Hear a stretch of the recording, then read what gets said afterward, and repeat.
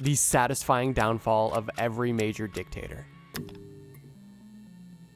When you talk about some of the most evil dictators in all of modern history, most people reasonably focus on their crimes against humanity. However, people typically forget to mention exactly how these people were brought to justice or how they got away with it. And in this video, we're going to discuss exactly how every major dictator lost either their power or, in most cases, their life. Let's begin. Kim Jong-il. In 1994, Kim Jong-il became the ruler of North Korea when his father passed away. And what Kim Jong-il inherited from his father was a communist nation that was run with an iron fist, completely isolated from any outside sources, repressive in almost every sense of the word, and riddled with human rights violations. And Kim Jong-il gladly took this country and continued the tradition. And like any wild dictator, of course, he gave himself a crazy title. In this case, Kim Jong-il was the supreme leader of North Korea. Due to how secretive North Korea is, there's actually not much known about Kim Jong-il's early life, although it's speculated that he was born in 1941 on a Soviet military base near the Russia-North Korean border because that's where his father was stationed at the time. However, when Kim Jong-il became the supreme leader of North Korea, a lot of interesting facts were presented by the North Korean government about their new leader's past. Specifically, that he was born on February 16th, 1942 on top of North Korea's sacred Mount Pictu. But not only that he was born on top of this mountain, but when he was born, a new star appeared in the sky and a double rainbow appeared overhead. That claim alone is crazy, and keep in mind, this isn't hyperbole or metaphorical. They present this information as fact, and the North Korean citizens are meant to believe it. And even if they don't believe it, they better act like they believe it. But besides the crazy claims about his birth, there's also an endless supply of crazy claims around his achievements in his life. One of my favorites being that he made 11 holes in one in a single round of golf. Another being that he composed operas popular in China, and also that he invented an invisible cell phone and that he could literally control the weather. I feel bad for the North Korean citizens that blindly fell for all of this obvious propaganda, but I almost feel worse for those who saw through the propaganda and had to believe in a world that they knew was fake and there was nothing they could do about it. At least if you believed it, you were blissfully ignorant to the truth. Regardless, after Kim Jong-il grew to power, only a few years after Kim Jong-il was given power of all of North Korea, he was responsible for a series of famines that killed an estimated 2 million people from 1994 until 2000. And that is really only the beginning of the human rights violations that happened in North Korea during his supreme rule. But things started to change in the late 2000s, when Kim Jong-il was not seen in public places, specifically in the 2008 Olympics or in military demonstrations where he was always attending. Other countries started to suspect that Kim Jong-il was beginning to be in poor health or potentially even already dead, although the North Korean state media made it seem like everything was just fine and dandy. That was until December 17th, 2011, when Kim Jong-il was confirmed dead by the North Korean government. The North Korean government claimed that he died of overexertion because he was simply working so hard, making North Korea the best it could be for the people. But in reality, he likely just passed away from a heart attack. And following his death, there was a mandatory 11-day mourning period where everybody had to publicly look upset about the death. And Kim Jong-il's body was even placed on public display in a memorial palace in Pyongyang. This is the same palace where his father's body is also on permanent display. Following his death, his youngest son, Kim Jong-un, was given total control of this dictatorial regime. And as of today, he's still in power. But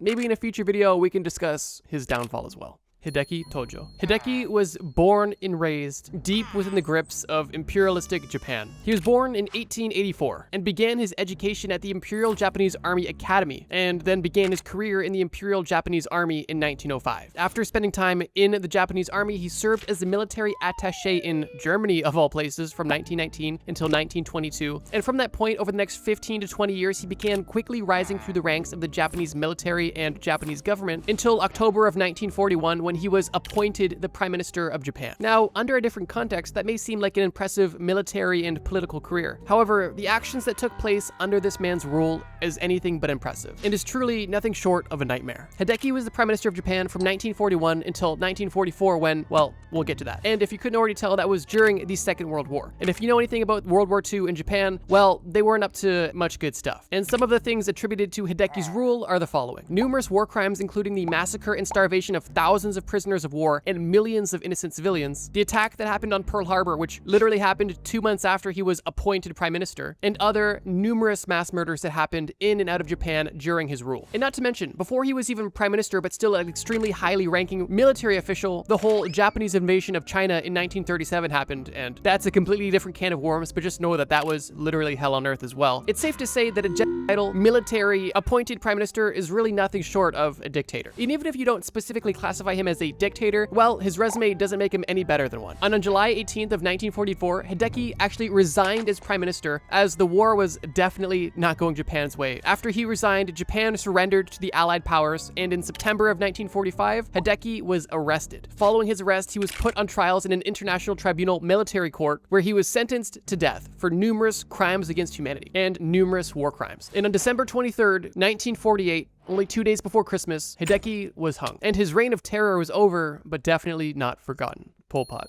In the 1960s, in the Cambodian jungle, Pol Pot began to organize the Khmer Rouge, a group that advocated for a radical communist revolution to essentially wipe out any form of Western influence in Cambodia. In 1970, Pol Pot's Khmer Rouge troops, along with North Vietnamese troops, began a large-scale insurgency against the Cambodian government. And through this insurgency, they were able to control a third of the entire country. And by April of 1975, only 5 years later, Khmer Rouge was able to capture the capital of Cambodia, overthrow the pro-US regime, and establish a new government, the Kampuchean People's Republic. Once Pol Pot was fully in power of Cambodia, the cities were evacuated, schools and factories were closed, and any form of private property or currency was abolished. And terrifyingly, anybody who is believed to be intellectual, such as somebody who was proficient in math or potentially spoke a foreign language, was immediately killed. Even if you were good at your job, just a skilled worker, you were also killed. But even if you weren't speaking other languages or particularly good at your job, if you even had any form of basic technology, such as glasses, a watch, or even maybe a little radio, you were once again killed. And because of this, from 1975 to 1978, it's estimated that over 2 million Cambodian people were killed by either execution or forced labor or famine. But in 1978 to 1979, Vietnamese troops were back in Cambodia, but this time to overthrow the Khmer Rouge because they saw how crazy things have gotten. And in 1979, Pol Pot and the remaining Khmer Rouge members retreated back into the Cambodian jungle. In 1985, Pol Pot officially retired from being the head of the Khmer Rouge, even though it was already at this point no longer controlling Cambodia and more or less of a entity that just existed in Cambodia. But even still, after his retirement, the Khmer Rouge still continued to take out guerrilla actions against the Cambodian government. But in 1997, Pol Pot was finally put on trial, and he was sentenced not to death, but to life in prison. And if you're not already upset, this is where things get really upsetting. Because although so many people wanted him to be extradited and sentenced to death, he not only just got life in prison, but he was also able to serve time in his home on house arrest. And a year after his trial in 1998, Pol Pot declared in an interview that, quote, "My conscience is clear." And later that year, he died in his home peacefully in his sleep. Life is truly unfair. Some of the best people in the world are gone too soon in horrific ways. And others who kill millions of their own people get to live long lives and die peacefully in their sleep. Sometimes you just feel like justice truly wasn't served. Benito Mussolini. World War II is going to be a common theme in this video because unfortunately there was an abundance of dictators, but I'm going to sprinkle them throughout so it's not all at once. Early in Mussolini's career, he was a socialist politician and a journalist at a newspaper. And in 1912, he became a member of the National Directorate of the Italian Socialist Party, but was actually kicked out of that because he wanted military intervention in World War I. Because of this, in 1914, Mussolini founded his own newspaper and also served in the Royal Italian Army until he was wounded and discharged in 1917. After being removed from both political and military groups, he decided that the best next course of action was to start his own thing. And what he started was a fascist movement in Italy. In 1922, following the March on Rome, he was appointed as the prime minister by King Victor Emmanuel III. And shortly after becoming the non-elected prime minister of a country, Mussolini, through the help of his secret police and his followers, were able to consolidate all of their power, transforming Italy into a one-party dictatorship. Within 5 years of being the appointed prime minister, Mussolini was able to establish a dictatorial authority by both illegal and legal means. And his goal was to create a totalitarian state. And if you're unfamiliar, totalitarianism is essentially just a political system that literally prohibits the opposition of the government, meaning that the government controls and owns everything and you cannot say anything about it. From his rise to power in 1922 to 1937, there was multiple wars and conflicts that Italy was involved in due to their new political structure. And in 1937, after the huge costs of all of the conflicts that they were involved in, they decided to preemptively join the Axis powers, specifically Germany and Japan. And this ended up being extremely helpful for Italy because they were completely unprepared for World War War II. In July of 1943, when the Allied powers invaded Sicily, King Victor Emmanuel III, the person who initially appointed Mussolini, was now dethroning Mussolini, and didn't only take his power, but also put him in custody. But it didn't last long, as Germany was able to successfully rescue Mussolini, and Mustache Man from Germany made Mussolini a ruler of a not-so-official puppet state that was just a German-occupied part of northern Italy, which was known as the Italian Social Republic. But when Germany and Italy and the Axis powers began to fall, and it was obvious that the Axis powers were no longer going to win World War II, Mussolini and his mistress at the time attempted to fully flee Italy and go to Switzerland to essentially go into hiding. While en route to Switzerland, the pair stopped near Lake Como with a group of other fascists and German soldiers, basically right on the border of Switzerland. During this brief break on their escape, Mussolini was actually trying to be incognito, and how he did so was by dressing up as a German soldier, which you know you're a bad guy if you're disguised as a German soldier. But even with this disguise, it didn't help him, because Italian partisans saw him and killed him and his girlfriend essentially on sight. They recognized him, and at that point, Mussolini no longer existed. Nicolae Ceausescu. Born in 1918, Nicolae was born to be a politician. As a child, he was a member of the Romanian Communist Youth Movement, and as a young adult, he found himself rising through the ranks of the Romanian Communist Party. And when the previous leader of that communist government died in 1965, Nicolae was handed the torch, and he became the Romanian Communist Party General Secretary. And from being declared General Secretary in 1965, he was able to gain power, and in 1974, only 9 years later, declare himself as the Romanian president, which essentially gave him total control of the entire country of Romania. When somebody grants themselves total control of an entire country, it's not hard to believe that they would start easing in things like censorship of the press and totalitarian rule, something we discussed earlier. And it got so bad that at the time it was considered one of the most repressive governments in all of Europe. Nicolae had secret police that were responsible for mass surveillance and even mass repression of human rights abuses that were happening in the country. And because of his censorship of the press, a lot of the things that were going on within the country were not able to be spread within or outside of the country either. There was a time when Nicolae was actually popular, although his popularity was extremely brief and unstable. And during the late 1970s, while he was the president, his mismanagement led to massive debts for the country of Romania. And in 1982, Nicolae forced the Romanian government to export way too much of the country's agricultural resources in order to help pay these debts, which obviously put pressure on the citizens of Romania. Fast forward to 1989, only 7 years later, anti-government protesters are popping up all over the place. And Nicolae saw these demonstrations as a political threat and ordered the military to open fire on these demonstrators, resulting in multiple deaths and injuries. And because of this action, the people could no longer take it, and massive, widespread rioting and civil unrest roared across the entire country of Romania and sparked the Romanian Revolution. It got to the point where demonstrators were breaking into the Capitol building of Romania, and Nicolae and his wife fled from the roof of the building on a helicopter, although the military forced them to land, and they were arrested, tried, and convicted of economic sabotage and genocide. And the couple were sentenced to death immediately, and both Nicolae and his wife were executed via a firing squad on Christmas Day, 1989. Joseph Stalin. Stalin was born to a poor Georgian family in the Russian Empire, and as a young adult joined the Russian Social Democratic Labor Party, while at the same time he was also helping raise funds for Vladimir Lenin's Bolshevik faction, and how he was donating to this faction was actually by committing bank robberies and other crimes, as well as editing the party's newspaper. Already off to a good start. Because of his crimes, he was repeatedly arrested, where he was exiled to Serbia multiple times. After the Bolsheviks seized power in 1917, Stalin served as a member of the Political Bureau of the Central Committee of the Communist Party of the Soviet Union. Very quick and easy name. And from 1922 onward, he used his position as General Secretary to gain control over the entire party. After Vladimir Lenin died in 1924, Stalin was the new man in charge. And Stalin's doctrine of socialism in one country became central to the party's ideology. And while he was now in power and had grand plans for the Soviet Union, it didn't really work out in his favor, because due to his poor policies, natural disasters, increased demand for food because of urbanization caused by his poor policy, a nationwide famine took place from 1932 till 1933 and killed millions of people in the Soviet Union. But that's not all. Only 3 years later, between 1936 and 1938, Stalin executed hundreds of thousands of confirmed and potential political opponents in what was called the Great Purge. And on top of that, under his regime, an estimated 18 million people were processed through the Gulag system of forced labor camps, which was essentially hell on earth. Keep in mind, all of this took place after after World War I and before World War II. Of course, then World War II happens, which is an entirely separate can of worms, which is beyond the scope of this video at this point. But to put it in short, after World War II, the dust had settled and people were happy that, you know, the Axis powers were defeated, but there was still one issue. Western countries wanted capitalism, and the Soviet Union did not, which obviously eventually led to the Cold War, but during this time led to a lot of unease surrounding how things were going to be rebuilt post-World War II. One thing that the Soviet Union decided to do was to build their own nuclear bomb, which they tested in 1949. But unfortunately, during the same year, the country was also experiencing another famine. And on top of that, they also had a state-enforced campaign that killed both Jewish people and intelligent people called the Doctor's Plot. But here's the thing, despite all of the things I mentioned, specifically within the Soviet Union, Stalin was seen in a relatively positive light.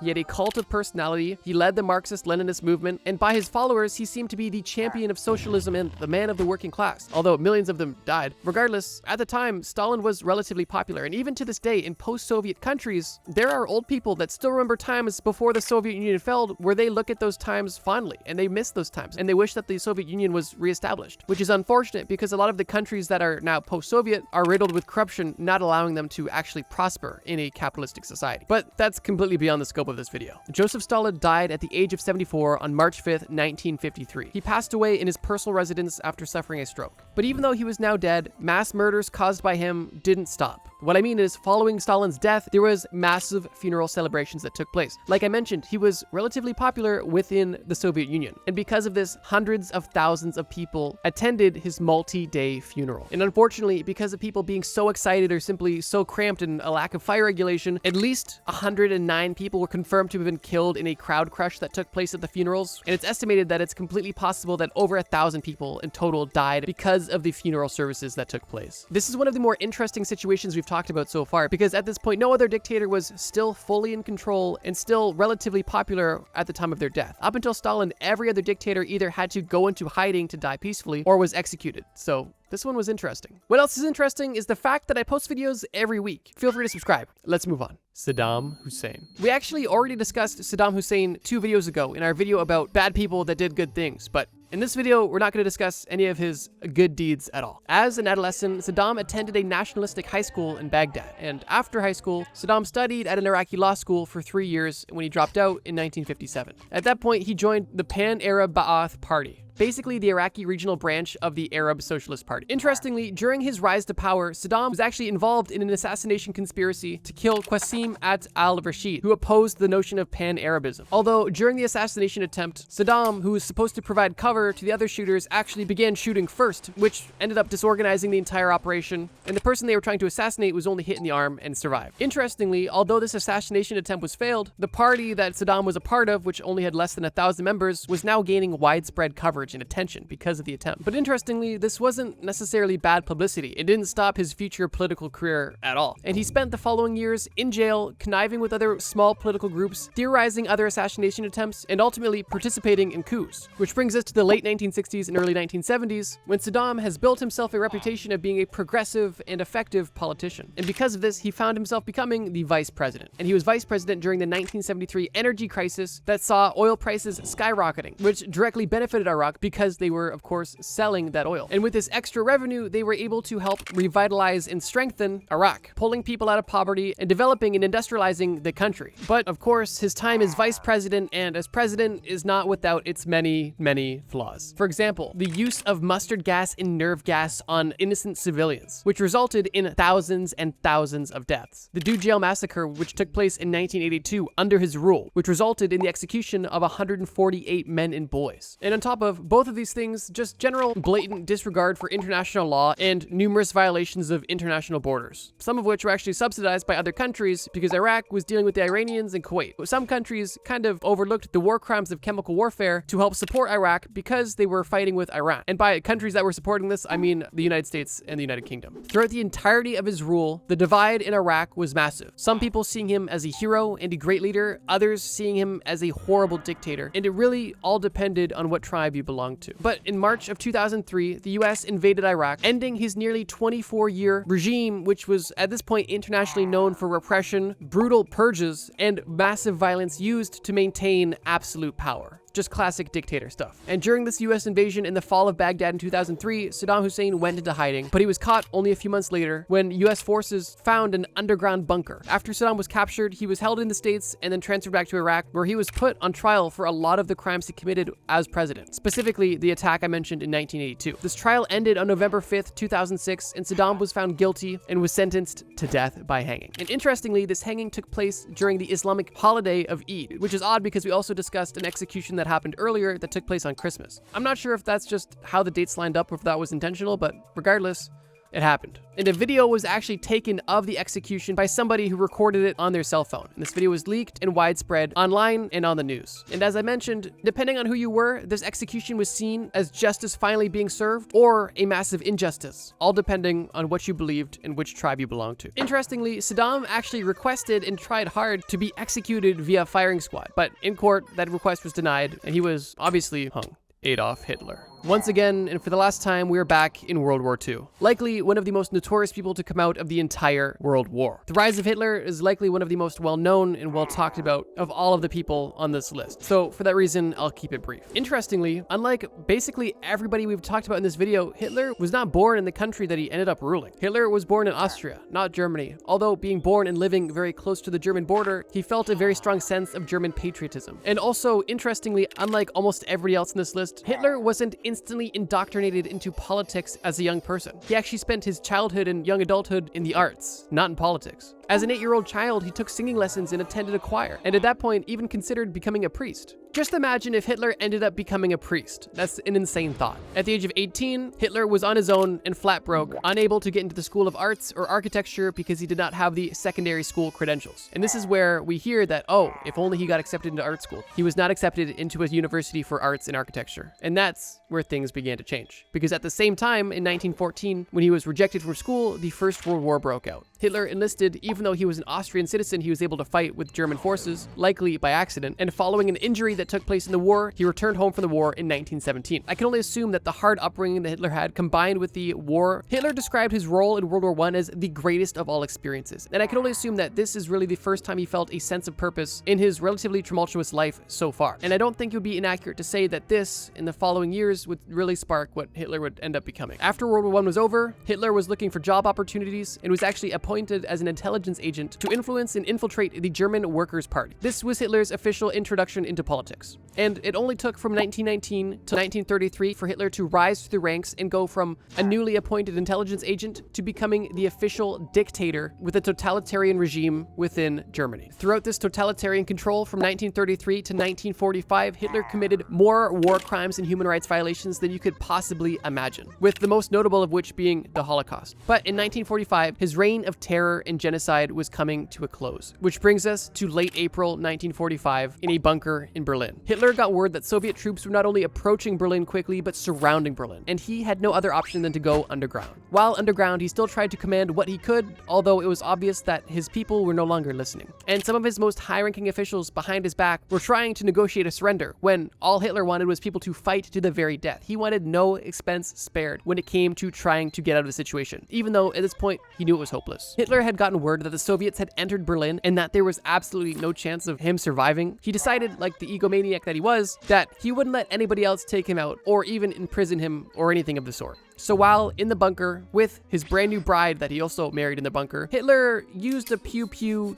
to scratch his head. And I do apologize for the censorship, but I really have bills to pay. Following Hitler doing that, his wife, Eva Braun, took a pill that made her not feel so good, and the two were no longer around. But it doesn't end there, because following Hitler's instructions, Hitler didn't even want his dead body to be captured by the Soviets. So following his orders, some of Hitler's helpers collected his and Eva's bodies and burned them and then hid the ashes. Although the burned remains were eventually found by the Soviets, and dental records did confirm that these burnt remains belonged to Hitler. And it was then where the hellish, nightmarish Nazi regime was officially concluded. What war was like in every time period. War and violence has been a timeless theme throughout human history. And although war never changes, some aspects of war do. Specifically, fighting styles, weapons, motivations, and other stuff like that. So today, let's learn why and how war evolved over time. The Stone Age. Technically, there isn't much evidence for war in the Stone Age. But I mean, come on. Does anyone think that humans who have been committing atrocities against each other for all of recorded history somehow all of a sudden were just peaches because they were cavemen? Like I said in the beginning of of the video. War and violence is just part of the human condition. Thus, it's fair to assume that we still had wars before most of recorded history. And yes, that includes amongst cavemen. And I'm not just pulling this out of my cave, man. There's archaeological evidence for this. But first, what generally started wars in the Stone Age? Well, in the Paleolithic era, prehistoric people were thought to be nomadic, so they didn't really settle down and stay in one place. Because of this, there wasn't much of a reason to go to war. Resources weren't really seen as being one tribe or another tribe's possession, because in order to possess a river, for example, you'd have to live there and make sure that nobody else had access to it. However, in the Neolithic era, which is 10,000 BC to 2200 BC, tribes started to settle down into territories, which makes the potential for war breaking out much more probable in this time period. A lot of this remains speculation because there isn't enough evidence, but some of the proposed causes for war in the Stone Age would include disputes over territory, food, water, and even fights over women. I mean, think about it. If your average low IQ Chad is fighting his best friends over some random woman, imagine how an entire group of savage-ass mammoth-hunting cave gooners would behave. One terrible event that is speculated by historians to be caused by war is the Talheim Death Pit, which dates back to around 5000 BC. In this location, archaeologists found a pit filled with 34 bodies that looked like they were massacred. And if you include the outer ditch of the grave, there were 67 skeletons in total, all of which seem to have blunt force weapons used on their skull. In this site, researchers also found something that looks like a flat wooden paddle called a Thames beater. And no, cavemen weren't getting freaky with this thing. They used these glorified bonk sticks to baba booey their enemies into oblivion. Now, researchers have really only two theories about this event. One of them is that one village took over another to inhabit it. Another theory is that there was a small-scale civil war in the village, and just like Squid Game, the losers died. But they didn't just get their organs harvested here. The losers of this Stone Age battle ended up in a giant skeleton hole. And I'm not just talking about someone's freaky granny here. I'm talking about an enormous grave that looks like it was constructed for the Jolly Green Giant. Interestingly, only about 7 females aged 13 to 40 were found in the grave, which suggests that they may have been abducted. Besides the earlier weapons I mentioned, Neolithic fighters used axes and hammers made of wood, stone, and animal bones. Sometimes they even used farm tools that doubled as weapons. Talk about ingenuity. As we saw from the gravesite, Stone Age war was barbaric, brief, and brutal. And historians hypothesize they preferred guerrilla-style warfare, which, I'll be honest, sounds a lot better than doggy-style warfare. These wars likely either took place in resource hotspots like rivers, tribal villages, or luxury caveman real estate, such as a nice cave. If you think Vietnam-era guerrilla warfare is scary, imagine picking berries in a field somewhere around your village, and then out of nowhere, 200 cavemen incoherently yelling Baba Booey, getting ready to spank your sorry ass with a glorified paddle that would make your Bobsha's slipper feel like a down feather pillow. Doesn't sound fun to me. The Bronze Age. Now that we're in the Bronze Age, we certainly don't have to worry about a lack of evidence because this era has plenty of warfare to cover. In the Bronze Age, society began to see major civilizations starting to organize for the first time, and many historians view this as the dawn of warfare and conflict. Well, official warfare and conflict. As these societies grew more complex and organized, and especially without thousands of years of experience in trading and international business, when one civilization had resources that the other wanted, most leaders' best idea was just to wage war. What resources, you may ask? Well, to begin with, most of the Minecraft basics. Think land, metals, water, loot, and trade routes. Okay, trade routes aren't really in Minecraft, but you get the point. Anyways, quick tangent here, but most people don't consider the importance of rivers in ancient cities. Like all civilizations, rivers and access to water weren't just a want for a booming economy, they were a requirement. Rivers provided reliable access to scalable trade, drinking water, agriculture, and even seafood. And unlike most resources, you can't just trade a river. Thus, war was a natural consequence. One of the biggest wars that took place in the Bronze Age was the Battle of Kadesh. And by studying it, we can gain some insight into what war was like in this time period. But first, does anybody remember the story of Moses in the Bible? Well, the leader of the Battle of Kadesh was Ramses II, which is the same pharaoh from the story of Exodus in the Bible. Although it has been said this battle took place a couple decades before the time period of Exodus, when the pharaoh was younger and probably still better at fighting. You see, Ramses II wasn't happy with all of Egypt's L's in the past century, as Egypt was losing territory to its neighboring empires. So, like all ancient leaders who consider themselves to be gods, Pharaoh launched a wide-scale campaign to regain Egypt's lost territory to restore it to its former glory. Anyways, the Hittites didn't like this, this, so they made up their own army to counter the Egyptians heading for their land. This story gets long, so I'll try to summarize it the best I can. 2 Hittite spies lied to the Egyptians and told them that their army was far away, and for some reason, the Egyptians totally believed them. The Egyptian army set up camp to chill for a bit, and then a little while later, the Hittites straight up ambushed them. With no time to prepare, the Egyptians had to improvise with their strategy on the fly,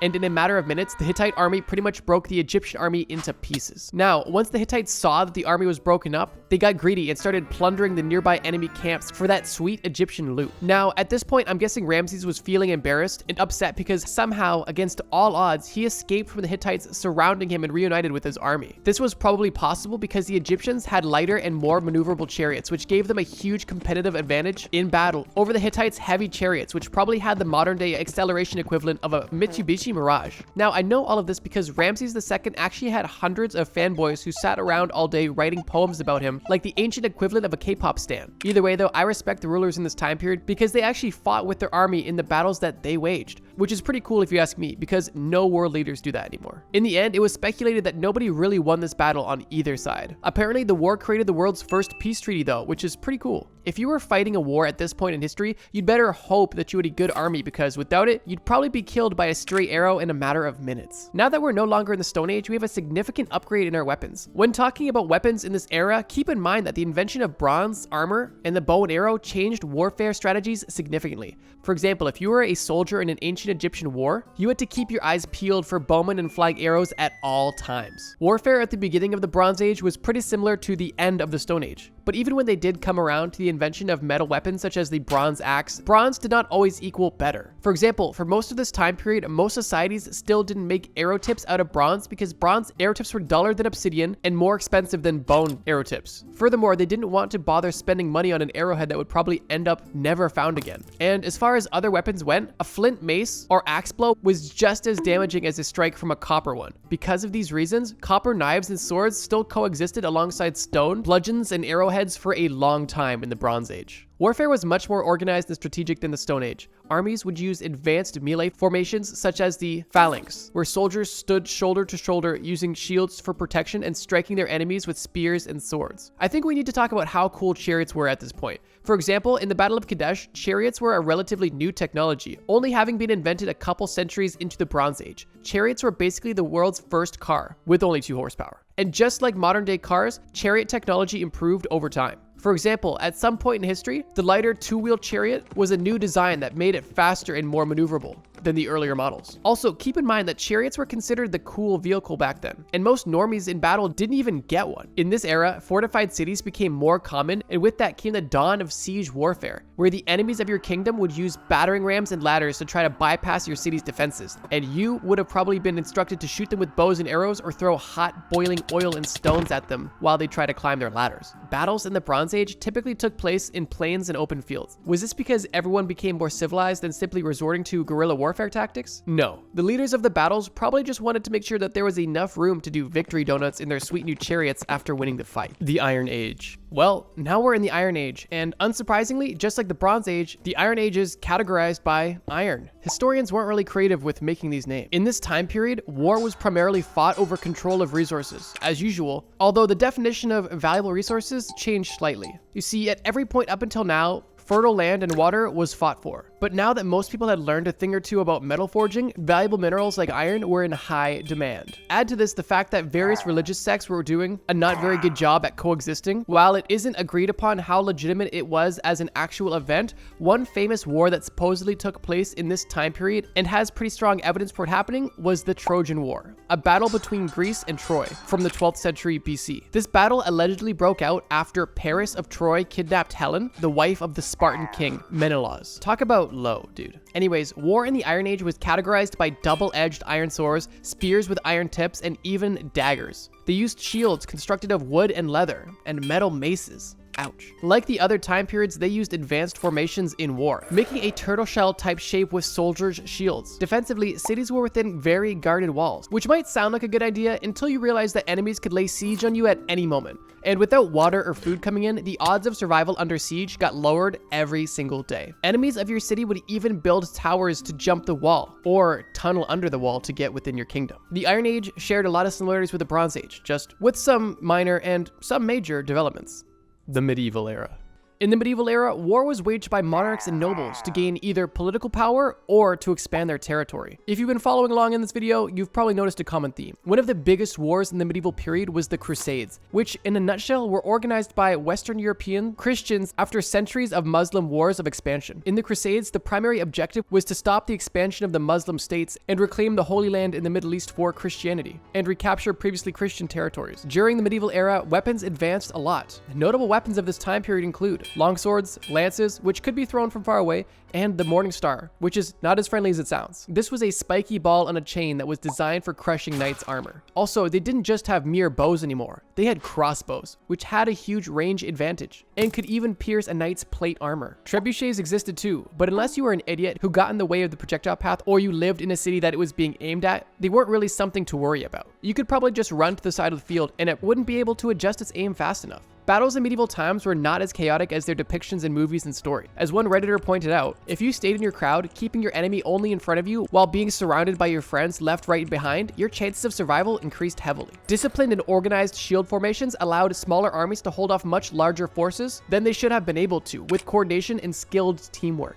Additionally, a small group known as the Charge Cavalry, which consisted of heavily armored knights on armored horses, would break into enemy lines, allowing the rest of the army to seep into the cracks of the battle line in order to divide up the army into smaller groups. Men in most medieval wars throughout history were arranged in the most natural formation, also known as the line formation. The larger the battle is, the more important it was to keep the line together. Shock troops, which were knights with lances, swords, and shields, were intended to break enemy ranks and shatter the infantry. And that is why the battle formation we mentioned earlier were used. Keeping your shields tight to hold the line was the #1 determinant of whether or not you would lose a war. And believe it or not, this was a shock to me, evidence shows that the winners of medieval wars often suffered very minimal casualties. Siege was also an integral part of war at this time, with armies relying heavily on catapults, battering rams, and siege towers. Another tactic that was used that we mentioned earlier was cutting off supplies to the castle that was being besieged. In reality though, medieval warfare was rough. Regardless of ideals of chivalry, the wars in the medieval era were just as or more savage than the ones from previous eras. This is because medieval times were still a transitional period to more structured forms of war. Early modern era. In this time period, military conquest was one way in which monarchs and empires looked to acquire new land and further spread their wings. Wars were fought for all the same reasons as the last, as well as fights for political power struggles between emerging dynasties and nation states, as well as the desire for economic trading dominance. Events such as the War of the Spanish Succession comprised one such cause. In this age, there were many skirmishes between Catholics and Protestants in Europe. Additionally, one famous war from this period was the 30 Years' War, from 1618 to 1648. The 30-Year War was one of the most catastrophic wars in European history. What started as a religious conflict between Protestant and Catholic states within the Holy Roman Empire was soon enlarged into a border dispute involving some of the greatest powers in Europe. This war brought widespread famine, disease, and depopulation, especially in the German states. In 1648, the war finally ended with a treaty known as the Peace of Westphalia. What was war like in the early modern era? Well, the introduction and wide usage of gunpowder weapons pretty much defined war in the early modern era.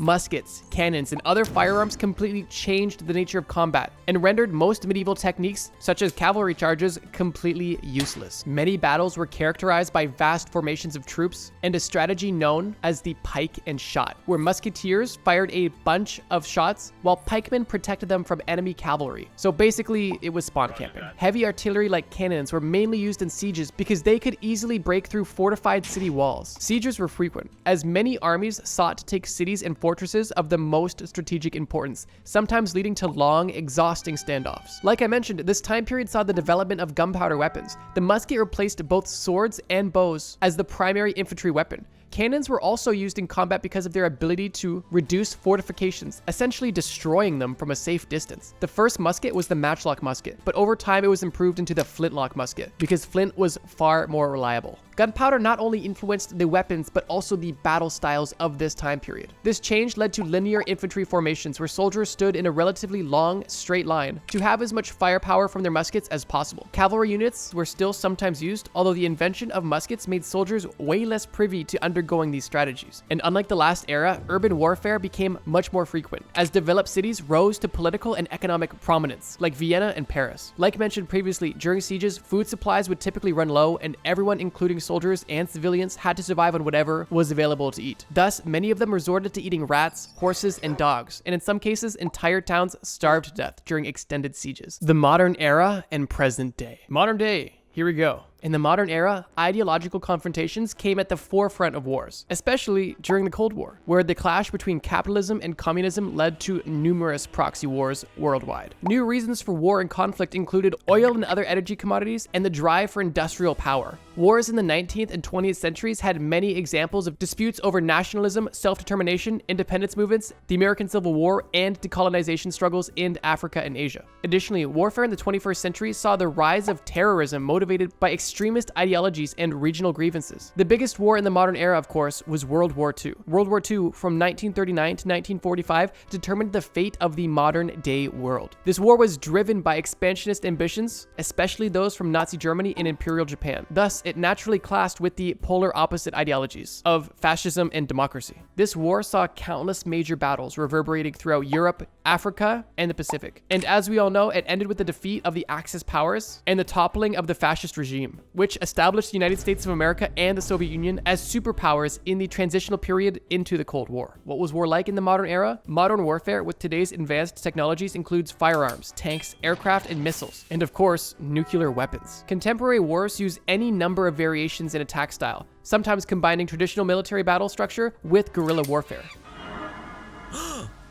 They're in the tree! And in the modern day, rifles and handguns are standard weapons to every soldier. Howitzers provide long-range firepower, and missiles, both cruise and ballistic, provide precision strikes against enemy targets. The invention of nuclear weapons opened an entirely new scale of destructive capability that changed the tide, context, and rules of war forever. Recently, cyber warfare tools have been added to the game as well, allowing enemy forces to intercept military secrets, gain intel, and even turn electricity off to enemies via EMPs. Additionally, drones have changed the game in modern battles, such as the FPV bombing drones currently being used in the Ukraine war. Besides this, for battles that take place in 2024, for the first time in history, it's pretty much a prerequisite to be fighting on air, land, and sea. Bonus: the future. This is a new one. In any of our time period videos, we have never covered on a hypothetical future, but for this video, I figured, why not try it out? With that being said, we've covered every era of history we know. What about the final era, the future era? Well, although I'm no time traveler, this is just fictional speculation, but in the future, it is possible that physical land and sovereignty will give way to fighting over digital control and power. In dictatorial countries, this would probably include power over free speech and the suppression of controversial information. Besides this, however, wars will be fought for many, many reasons. Because at this point, we've progressed so far that any reason we fought a war in the past will probably happen again. Future reasons for war, however, could also include future resources that we don't even know about yet. I'll leave you with a hypothetical to help paint the picture. Imagine the year is 2200. Nowadays, oil money is a thing of the distant past. Up until this point, the most sought after resource was lithium, but a recent breakthrough in supercapacitors makes them the new perfect storage for energy. They can be charged for a single second, last for weeks to months, and hold unimaginable amounts of power in a tiny amount of volume. Basically like Tony Stark's nuclear reactor. After outstanding research reports were released from the once Ivy League Musk University, Elon Musk's research and innovation-oriented university founded in 2045, regarding this new invention, it was an absolute sensation around the world, and even more consequential than the invention of the light bulb. However, there's only one problem with this new technology. The new supercapacitor technology that everyone wants requires a rare mineral called potentia that is currently only found in a little island known as Mergui, formerly known as Fiji. In an interesting twist of fate, nuclear weapons have become completely obsolete, as long before Iran and Afghanistan gained power to nuclear weaponry in 2036, the United Nations pooled billions of dollars into research and development for nuclear defense weapons. The technology that came from this was able to deactivate any and all ICBMs by sending supersonic counter missiles at a nearly unlimited number of missiles. And by 2080, nearly all countries in the world have a nuclear iron dome of mutually assured protection. Because of this, and paired with the new breakthroughs in technology to counter radiation and EMFs, warfare reverts back to something like the World War II era of war, but still far more futuristic. In this warfare, close-range combat is relevant again, and ingenuity gives nations a competitive advantage. Thus, this new supercapacitor was the new holy grail for super advanced combat weapons. From looking back in history, we can conclude that a futuristic war for resources would be far different from the historical examples we've covered thus far. In fact, war might never get waged in the first place in this example, as advanced geospecific information warfare could be utilized mobilized first to either keep it from happening in the first place or brainwash the citizens of Mergi to uprise until their government makes a deal that's in favor of the country that's conducting the brainwashing. This is all a future hypothetical, but I wanted to get your guys' thoughts on it because I think this format could be kind of fun. If you guys would enjoy either hypothetical history or hypothetical future, kind of like sci-fi, let me know in the comments because I would love to make videos like that. The craziest battles in human history. No, not epic rap battles of history, the craziest battles of history. In this video, I'm going to discuss battles that were crazy and undoubtedly had an impact on history. Let's get started. The year is 1204 AD. You are an ambitious leader with the sole goal of unifying all of Mongolia under a single banner, bringing together all of the nomadic tribes into one mega civilization, something that has never been done before. Your life has not been easy. Since birth, your life has been a cycle of life and death, with almost everybody you know being involved in battle and dying. This brutal lifestyle was relatively normal for the tribes living in the Mongolian steppe, although it doesn't make it any easier. Through focus and sheer dedication, you have become an extremely powerful leader, and you are close to achieving your goal of unifying all of Mongolia, with now only one obstacle standing in your way. Another great Mongolian warrior named Jamaka, a leader who holds almost opposite values to yours, with the goal of preserving tradition and keeping historic practices alive, specifically focusing on family ties. This opposing leader was also one of your childhood best friends, and someone you considered to be a blood brother, someone who brought stability and joy to your life. Someone who, unfortunately, over the years you had grown apart from due to ideological differences. And now, this battle in which you are about to embark on is the conclusion of your long brewing rivalry, and will solidify a massive change not only in the history of Mongolia, but also in the history of the world. Today is the day you find yourself standing in a battlefield. You and your army are slowly approaching a much larger army, an army that is led by Jamaka. It's hard to not feel confident when you have an army of 66,000 trained warriors. However, when your enemy outnumbers you by multiples, you need to get creative. While your army begins to approach the army of the enemy, you signal your army to spread out as wide as possible, not only to make your army appear larger than it is, but also to subconsciously encourage the enemy army to do the exact same. As the armies approach closer and closer, you have two extremely long lines of warriors headed directly at each other. And all of a sudden, you signal your entire army with the blow of a horn, a signal you taught them months prior. And at that point, your army collapses from a long army into a narrow, almost arrow formation penetrating the enemy line. This strategy was extremely effective and almost instantly shattered any strategy that Jamaka's army had, and now they are clueless in trying to pick up the pieces. During this bloodshed and confusion, the leaders of the opposing force, including Jamaka, fled, leaving their soldiers essentially abandoned. And it was at this point when you and your army killed who you had to and capture all who were willing to submit. As the sun sets and the dust settles, you reflect on the epic battle that you just embarked on, now with an army that is double the size that you started with. And due to this battle, you are well on your way to unifying the Mongolian people, the goal that started this entire battle in the beginning. And this long-lasting feud with Jamaka, your ex-childhood best friend and current arch-nemesis. The outcome of this battle and unified people led to a seemingly unstoppable army, and the victor of the Battle of the 13 Sides. And what you and your army would go on to achieve would become known as the largest contiguous army in all of human history. And you, who formerly would be known as Temujin, would go on to solidify your name as Genghis Khan. For me, this battle is crazy for a lot of reasons. Not only is it the story of a modest army literally dividing and conquering a much larger army, but it also is essentially the origin story of Genghis Khan, at least as we know him today. Obviously, his younger self, Temujin, has a super interesting and long backstory as well, but that's beyond the scope of this video, specifically about epic battles. And with the birth of Genghis Khan and this new unified Mongolia, we also see the birth of the Mongolian Empire, which, like I mentioned, is the largest contiguous empire in all of history. At its peak, the Mongol Empire ruled over 23.5 million square kilometers of land, or just under 10 million square miles of land, which is insane. Starting with just one man from humble beginnings in the foothills of Mongolia to conquering almost all of Asia and even parts of Europe and the Middle East. For better or for worse, Genghis Khan and the Mongol Empire was a force to be reckoned with. And the Battle of the 13 Sides was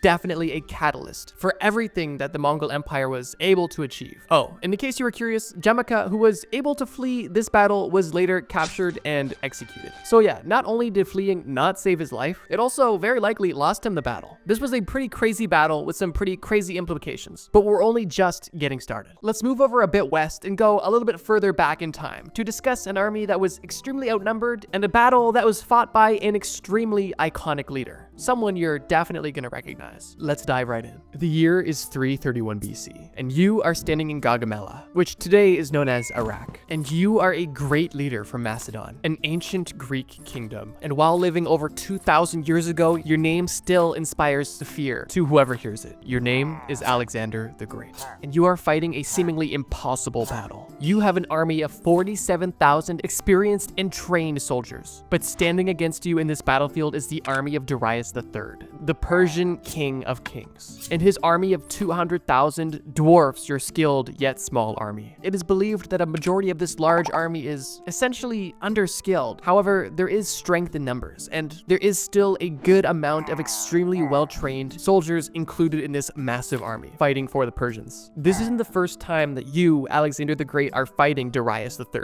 However, this battle that we are about to begin is likely the craziest and most important. Previous to this war, you were already campaigning in the Persians' territory to conquer Persia, and obviously Darius was unhappy about this. But with your unwavering dedication to conquer the Persian land, it was only a matter of time until this battle between you and Darius took place. The last battle that you had with Darius 2 years prior, you were victorious in, although Darius was able to escape. And that is something that you're unsatisfied with. And due to the massive size of the Persian Empire, over that 2-year span, Darius was able to reclaim and rebuild an entirely new army, which is exactly who you are fighting today. The battle begins, and the Persian army sends hundreds of chariots directly at your infantry units. The light infantry units were able to bombard the Persian chariots with bows and arrows, slowing them down and weakening their numbers, to the point that when the chariots approached the units further back in your army, they were already significantly damaged. Interestingly, the chariots that were able to survive were able to not only approach your army, but also pass your army and get behind them. But instead of exploiting this vulnerable position that they had just exposed, they instead decided to make a run to your base camp to loot it, which was definitely short-sighted because this led the army much weaker than it needed to be. Like, just imagine you're standing there, you see horses and chariots essentially rushing your position, and as you're huddled there behind your sword and shield, all you hear is the horse running at you and then running by you. And then you turn around and look and you see that they're still going and still going. Now that the Persians' front line was distracted and essentially gone, their army's lack of experience was exposed, and so was their king. And it was at that point when you and your army go for the kill. You and your top soldiers approach King Darius directly, head on. And as you slaughter his army to get closer and closer to him, you notice that he not only steps back, but begins to retreat. Now, unfortunately, as much as you likely wanted to chase him down and execute him yourself, you simply weren't able to, and it was not strategic. However, the retreat of the Persian king led to a mass retreat of the Persian army, completely eliminating their number advantage. Of course, you still had work to do eliminating the soldiers that were able to get past your defenses initially, but at this point, your victory was already secured. With King Darius III nowhere to be found, and the majority of the army eliminated or also on the run, you now had free reign to achieve your goal of conquering the Persian Empire, after ending up victorious in the Battle of Gaugamela. The one battle that ended the Persian Empire, a battle that undoubtedly had a large impact on human history, as Alexander was able to go on and spread Greek ideals and culture across the, at that point, known world. It just makes you think, what if Alexander the Great had lost that battle? I knew I had to put these two stories next to each other just because of, at least to me, the similarities that they had. First of all, being the underdog story, having a much smaller army but still coming out victorious. Secondly, both of these battles involving iconic historic leaders, for better or for worse. And the fact that both of these battles ended in a significant impact on the course of history. Alexander the Great and King Darius definitely weren't childhood best friends, but during this battle, they were definitely mortal enemies. And if you look into some of the other battles that they had previously, it'd be pretty obvious to know why. A small example would be the previous battle they had before this battle of Gaugamel, known as the Battle of Isius, ended with a loss for King Darius, but also the capture of his wife, his mother, and his 2 daughters, and the control of southern Asia, specifically modern-day Turkey. So yeah, for the Battle of Gaugamel, King Darius was definitely coming back for blood, and I think that's kind of shown by the army of literally over 200,000 soldiers, at least estimated. But yeah, I just find this battle so crazy, and despite being heavily outnumbered, the army of the Macedon emerged victorious due to its obviously superior tactics and pretty clever use of its troops. Whether this was good or bad, I have no input on. I'm referencing these from a historical matter. That being said, let's move on to our next battle. The year is 202 BC,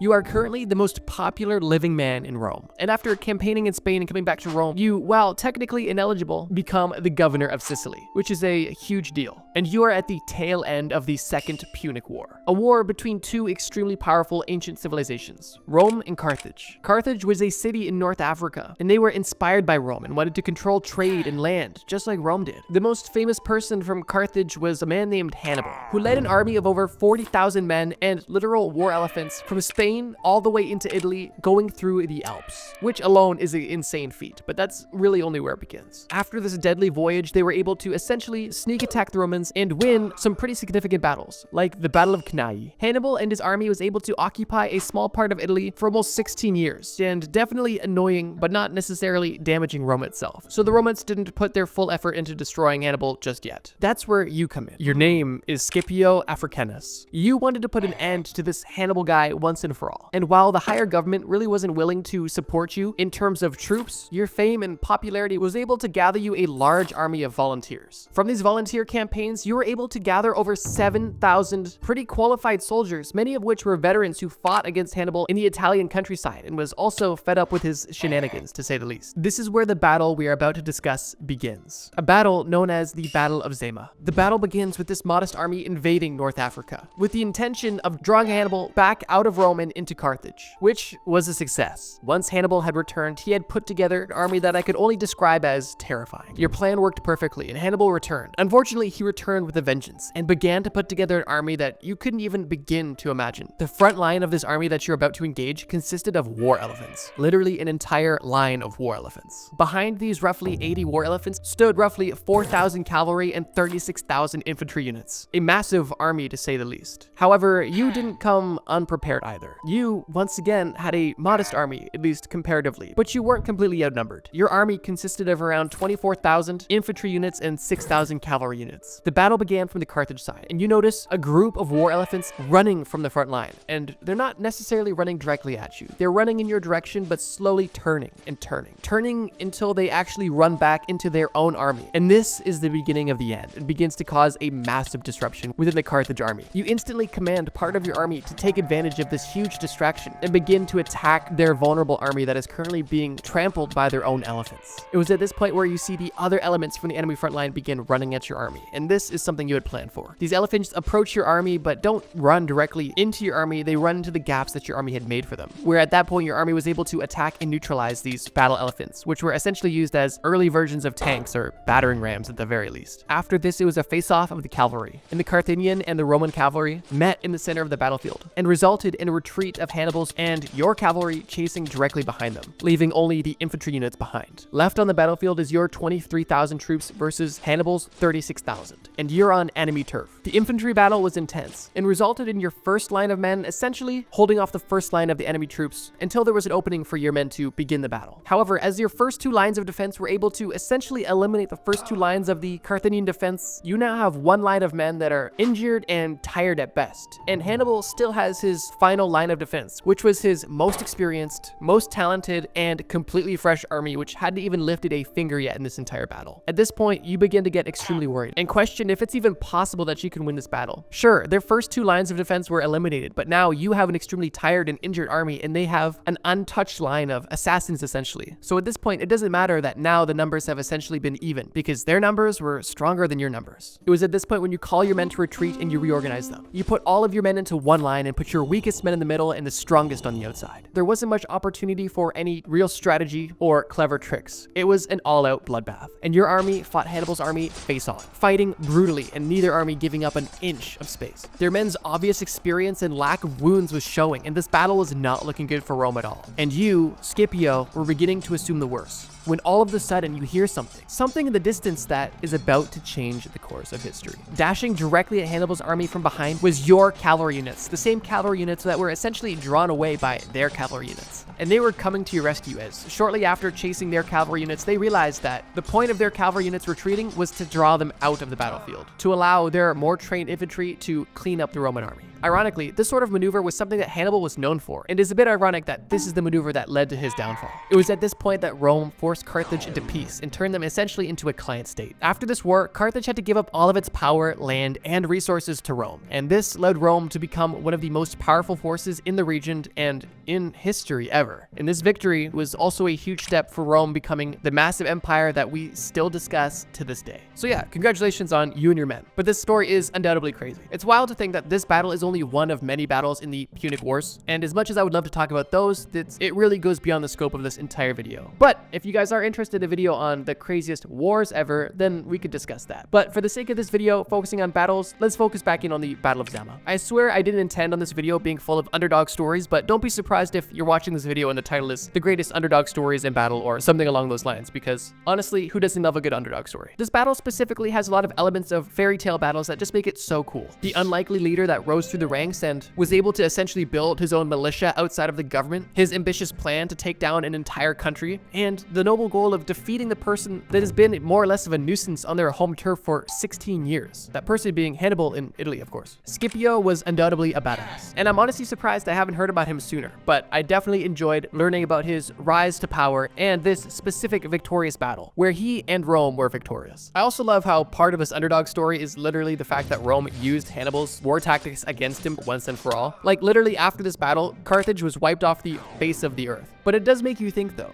what if Rome had lost this battle? What would have happened? Hannibal was already on Rome's territory, and they did have a relatively strong army. If Rome hadn't won this battle, there's a chance that we would have never had the Roman Empire. And if that was the case, the world that we live in today would be extremely different. Our language, culture, architecture, money, laws, and so many other things come directly from the Roman Empire. And with this battle potentially being the catalyst of the Roman Empire's success, I think it's safe to say that this battle definitely had an impact on history and that it was undoubtedly a crazy battle. If for no other reason than having war elephants, which is honestly badass. So that's at least 1 point for Hannibal. War elephants, that's pretty sick. Although, as cool as they were ultimately part of their downfall. But I digress. Before we move on to the last battle of this list, I want to make a quick point. Obviously, there is no possible way for me to include every crazy battle throughout history, and if you think that this list is missing an important battle, I'm right there with you. And I encourage you to please drop a comment below about your favorite battle and why you think it deserves a spot on the next list. I say next list because doing research for this video caused me to come up with a plethora of entries that I just couldn't fit on this list. However, if you guys are interested in another video about epic battles throughout history that changed history, please let me know in the comments by saying you want part 2 or even suggesting battles that you think I missed in this video. Now, let's discuss the final battle of this video. And for this last battle, let's go a bit more modern, at least comparatively to these other entries. A battle that is involved in a war that is of personal interest to myself, and I'm assuming many of you guys as well.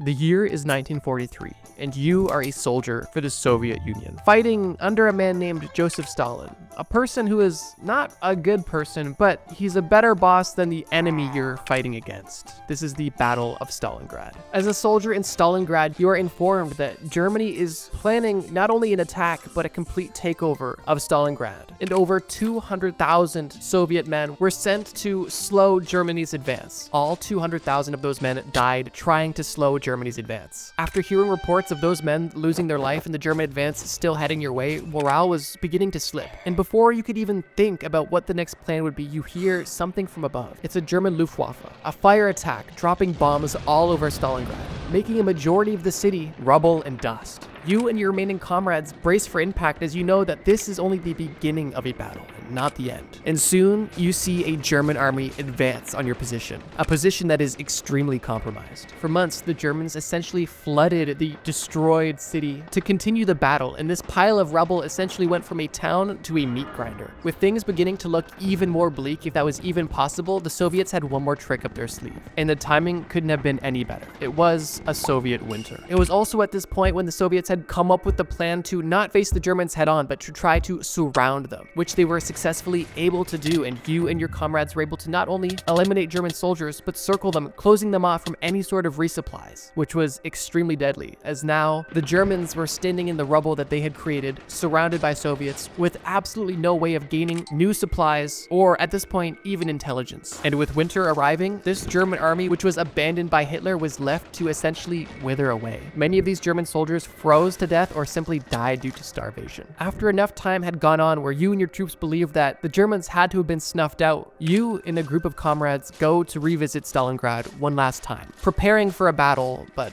not sure what you were going to see. Walking through the rubble, you see only emaciated, dead German soldiers and realize that this was successful. And the Soviet victory of this battle was a huge landmark in the downfall of Nazi Germany. It wasn't the final nail in the coffin, but it was one of the first nails in the coffin, for sure. So yeah, not only was this battle extremely deadly, disgusting, and more brutal than we could probably ever even imagine, it's on this list for two reasons. One, obviously because of the historical impact, and two, because of the sheer numbers. The Battle of Stalingrad is not only one of the deadliest and biggest battles in World War II, but also one of the deadliest and biggest battles of all time. And for that reason, I definitely thought I would talk about it in this video. If you know anything about World War II, then you know that the Soviets paid a massive price for their efforts in World War II, in the form of tens of millions of their soldiers. And while their efforts were extremely helpful in defeating the Germans, it did come with that human cost. And this battle is a great example of that. Germans wanted Stalingrad so badly because it was a big industrial city, and it was a key to controlling that region, something that Germany was definitely interested in. Stalin obviously wanted to protect Stalingrad because it was an important city and also because it held his name, something that meant a lot to him. The Battle of Stalingrad was a huge turning point for the war. Not only did it stop Germany's advance into the Soviet Union, but it also gave the US and Britain more hope, which was much needed at this point. After this battle, the Germans began losing more and more, and the Soviets were even able to push them all the way back into Germany, a place that they had at that point expanded far out of. This battle is only a small glimpse into the sheer determination that the Soviet army had, even when fighting in terrible conditions, and how powerful it was in the ultimate destruction of Nazi-occupied Germany. This video was honestly crazy. Not as crazy as these battles, but crazy to make.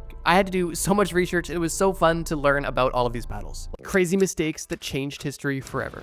The Titanic dismissing iceberg warnings. In the evening hours of April 14th, 1912, the Titanic was just reaching the midpoint on its voyage to New York City. And as we all know, the Titanic never made it. All of this is relatively common knowledge. But what's not commonly known is the fact that these icebergs were not out of nowhere. The Titanic's crew specifically received warnings from other ships in the area about a potentially dangerous iceberg field, and the Titanic not only received but acknowledged these warnings. However, the tragedy still happened. And the reason why is likely one of the biggest mistakes ever in maritime history. Now, let's zoom in on exactly what led up to this fateful event and the mistakes that unfortunately caused it. One thing that's important to note is that the Titanic was not alone on its voyage. It wasn't necessarily surrounded by ships, but in a roughly 250-mile radius, there was 9 other ships making the same voyage across the North Atlantic, heading in both directions, both east and west, in what is known as shipping lanes, basically imaginary roads in the water. Some of the ships that were slightly further ahead than the Titanic all made comments about a large ice field that was directly in the path of these ships, meaning that action was required to actively avoid this ice field. These communications between ships were known as the Marconi messages, and these messages gave explicit information about where these icebergs were, how large they were, and how dangerous they could potentially be to a ship. In the captain's own journal that was kept in the black box on the ship, he even wrote down that he had been seeing extremely large icebergs and that the conditions outside were ideal for ice formations. Although with all of these notes being made, he had one note that he underlined in his journal that stated, quote, "no reduction of speed," meaning that even though the captain was fully aware of all of the dangerous icebergs and potential more to come, he didn't seem very concerned about them. And what's even more interesting is the plethora of theories on why the captain never slowed down, which is an obvious question that most would ask. If you know that you're heading towards a dangerous area in the water, why would you maintain such a high speed? And one of the most popular theories is that the person running the White Star Company, the company that owned the Titanic and other ships, intentionally withheld information from the captain to ensure that he didn't slow down speeds so that the Titanic would make it to New York on time, maintaining the company's reputation. However, I'm sure you can already see the irony. Regardless, at 11:39 p.m., the captain goes to bed and leaves his senior officers in place. And only shortly after that, one of the lookouts in the crow's nest spots a giant iceberg directly ahead. And by the time it's spotted, it's already almost too late. The ship is moving too fast, and while the ship did in its last moments slightly steer out of the way of the iceberg, this turn could have actually made things worse. Because now, the ship wasn't heading directly into the iceberg was going to be scraping along the side of the Titanic, essentially ripping it apart. Over 1,500 people lost their lives, and the Titanic became a legend of tragedy. This isn't to say that if the Titanic had reduced its speed, it would have guaranteed not to sink. Although many experts believe that maintaining a high speed with such dangerous conditions approaching was definitely an oversight and a fatal mistake that likely caused the Titanic to sink. Dropped helmet downfall. In 547 BC, there was a city known as Sardis, and during this time, the city of Sardis was under the rule of Corsius, the king of Lydia. The kingdom of Lydia, for context, would be in modern-day Turkey. Now, what's interesting about Sardis Sardis is that this city is extremely well fortified, both geographically and architecturally. And what I mean by this is that Sardis wasn't only just a city with huge castle walls, it also was built on top of very steep mountains, meaning that this was one place that you would not want to try to siege simply because of how unoptimal this place would be to attack. Croesus would have such an advantage when it comes to high ground and visibility and knowledge of how to navigate the landscape. Anybody who would try to attack and siege the city would essentially have a death wish. That was until Cyrus the Great entered the chat. Cyrus the Great heard that Croesus was actually busy doing some other battles that he wasn't doing too well in, and because Croesus wasn't doing so well, he disbanded his troops and was basically taking the winter off to try to refight in the next spring. But when Cyrus the Great got word that Croesus was disbanding his troops, he figured now would be the perfect time to try to siege this impossible city. And that's what happened. Cyrus and his troops showed up on the ground outside of Sardis, and Croesus, kind of shocked that they were even there, quickly gathered all of the troops that were within the castle walls, and a battle ensued. Interestingly, Cyrus actually won this initial battle outside of the castle walls. However, Sardis was still not sieged, and was still believed to be unsiegeable. And Croesus himself was still confident they would never get inside the city walls, and this confidence wasn't unfounded. There was literally ancient prophecies stating that this well-fortified city could never be captured. That was until one tiny mistake was made. One motivated soldier in Cyrus's army was taking a walk around the mountain when he found himself near the back of this massive mountain, simply looking up and watching the city, when he noticed one of the Lydian guards at the top of the hill. The Lydian guard didn't notice the soldier, so the soldier just watched him to see if there was anything he could learn. And what happened definitely changed history. The Lydian soldier, not paying attention, accidentally dropped his helmet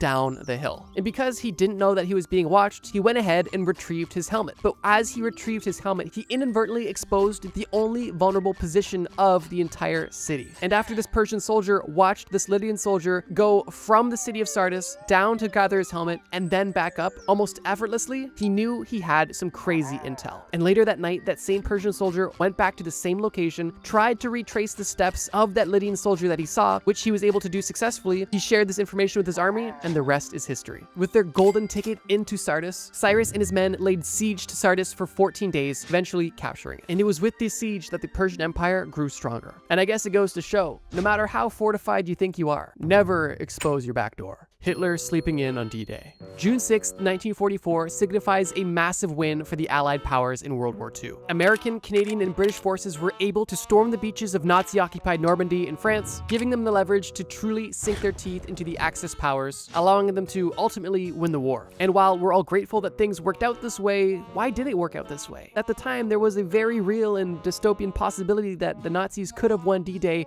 and history would have looked a lot different. But that's a bit off topic. The biggest contributors to the Allied powers' success on D-Day comes down to two major points. One being the Allied powers' general clever strategy, and the second being a general lack of planning and communication in preparation for this attack. And when I say in preparation, I mean the Germans knew that the coast of France was susceptible to an attack, and they were at this point expecting it. But the only problem was they didn't know where the Allied forces would attack, and this was a major problem internally. Hitler and other high-ranking officials believed that Pas de Calais is undoubtedly where the Allied powers would try to land. However, other officials believed that Normandy was also a possibility. There was no general consensus on where they could have landed, and Hitler's solution was to spread out troops all across France's shoreline. And while this seems logical, it had a major flaw. No one individual location was extremely well equipped. And when the invasion did happen, it would take some time for a counterattack from the Germans to gather all of the other troops from the shoreline to the one area where the actual battle was happening. This mismanagement alone could be considered its own historical mistake, but it doesn't end there. Due to some previous red herrings that the Allied powers threw, specifically staging a false invasion on Pas de Calais, when the actual attack on D-Day happened, German troops weren't sure if this was a real invasion or simply another distraction, which leads us to the situation I mentioned earlier. On the morning of D-Day, when the attacks started happening, Hitler was fast asleep. It's reported that he was up late the night before watching newsreels and fell asleep around 3 a.m. Now, interestingly, because the high-ranking officials did not believe that the attack on Normandy was not the major attack that they saw coming, they decided that it was not worth waking up Hitler, and they decided they would allow him to wake up and then they would figure out what to do next. However, that window from the storming of Normandy to when Hitler woke up and began to make counterattack plans, significant progress was already made by the Allied powers, leaving Germany in a really bad spot. Now, this doesn't mean that the Allied powers had no resistance. The Allied powers had to fight against extreme resistance and saw countless tragedies during this battle, with one of the biggest reasons being the Germans fought like hell because it was very well known among the high-ranking Nazi officials that if the Allied powers were able to successfully storm the beaches, they would have at that point won the war. So even though the Germans were unprepared for this battle, they still fought as hard as they could because they knew that this this battle would likely be one of the last, which wasn't far from the truth. Hitler spread his troops way too thin, tried to keep too tight of a grip on the entire operation. His high-ranking officials didn't take the attack on Normandy seriously and didn't wake him up, and for that reason, Hitler slept in until 10 a.m., 3.5 hours after the massive naval and aerial bombardment started to take place on French soil. And I think it's important to note that while this was a mistake on Hitler's part, this mistake gave the Allied powers a lot of leverage, and the impact this had on history was net positive, so sometimes mistakes can be good, if they're made by bad people. This video in total could have been 10 hours long with all of the insane historical mistakes, and while I can't make a 10-hour long video, I can make this video, and if you guys really like this video, I can make a part 2. So if you guys are interested in seeing even more, please let me know in the comments below by either commenting part 2 or even just leaving a like. Your guys' support always means a lot, and if you're new here, feel free to subscribe. We post every Friday. Let's move on. The Trojan horse. Right off the bat, I'm going to say there's definitely a lot of skepticism surrounding the entire Trojan War situation. At this point, archaeologists and historians are pretty certain that the Trojan Wars, happened, although there is a lot of legend and myth surrounding the entire situation, specifically demigods and divine intervention and things like that. Another very popular possible myth is the Trojan horse situation. And while it's not exactly proven to be true, it also hasn't been proven to be false either. So keeping that in mind, I'm going to tell the story as there is real historical roots, and the story is still rather compelling and interesting. So as the story goes, during the Trojan Wars, the Greeks came up with a very interesting method of attacking the city of Troy from the inside. That method involved a large wooden horse. Now, some versions of the story claim that the Greeks actually gifted the horse to the Trojans as a peace offering, saying, hey, we don't want any problems. Here you go, you can have this horse. But another version of the story that I think is more plausible, assuming the situation is real, is the fact that the Greeks were extremely deceptive with how they delivered this horse. Some versions of the story claim that the Greeks intentionally left the horse near the city of Troy and made it seem like they spent so much time on it, but then at the last minute abandoned it for mysterious reasons. Information was given to the Trojan authorities saying that the Greeks were building this horse as an offering to the god Athena. And because the Trojans didn't want the Greeks to have any sort of divine superiority, they decided they would steal the horse and offer it to Athena themselves, then getting the preference from the gods. Both stories are read out there, but I do believe that them stealing it for their own gain is a lot more likely than them accepting a massive questionable gift from their enemy at the time. Regardless, once this wooden horse was within Trojan walls, the hidden Greek soldiers inside waited until nightfall, slowly and quietly exited the horse and began killing the guards. They then opened the gates into Troy and allowed all hell to break loose. And while I'm keeping this one a bit short simply because there is very murky facts associated with it, the city of Troy did exist, it did fall, and the Trojan Wars were a thing, the exact details on the ongoings are interesting. And while the story of the Trojan horse is more or less at this point considered legend with possible historical roots, it's definitely not confirmed. And while it's hard to say that that situation that maybe didn't happen changed history forever, I still think it was worth mentioning, because whether the situation happened or not, we still learned a valuable lesson from this legend.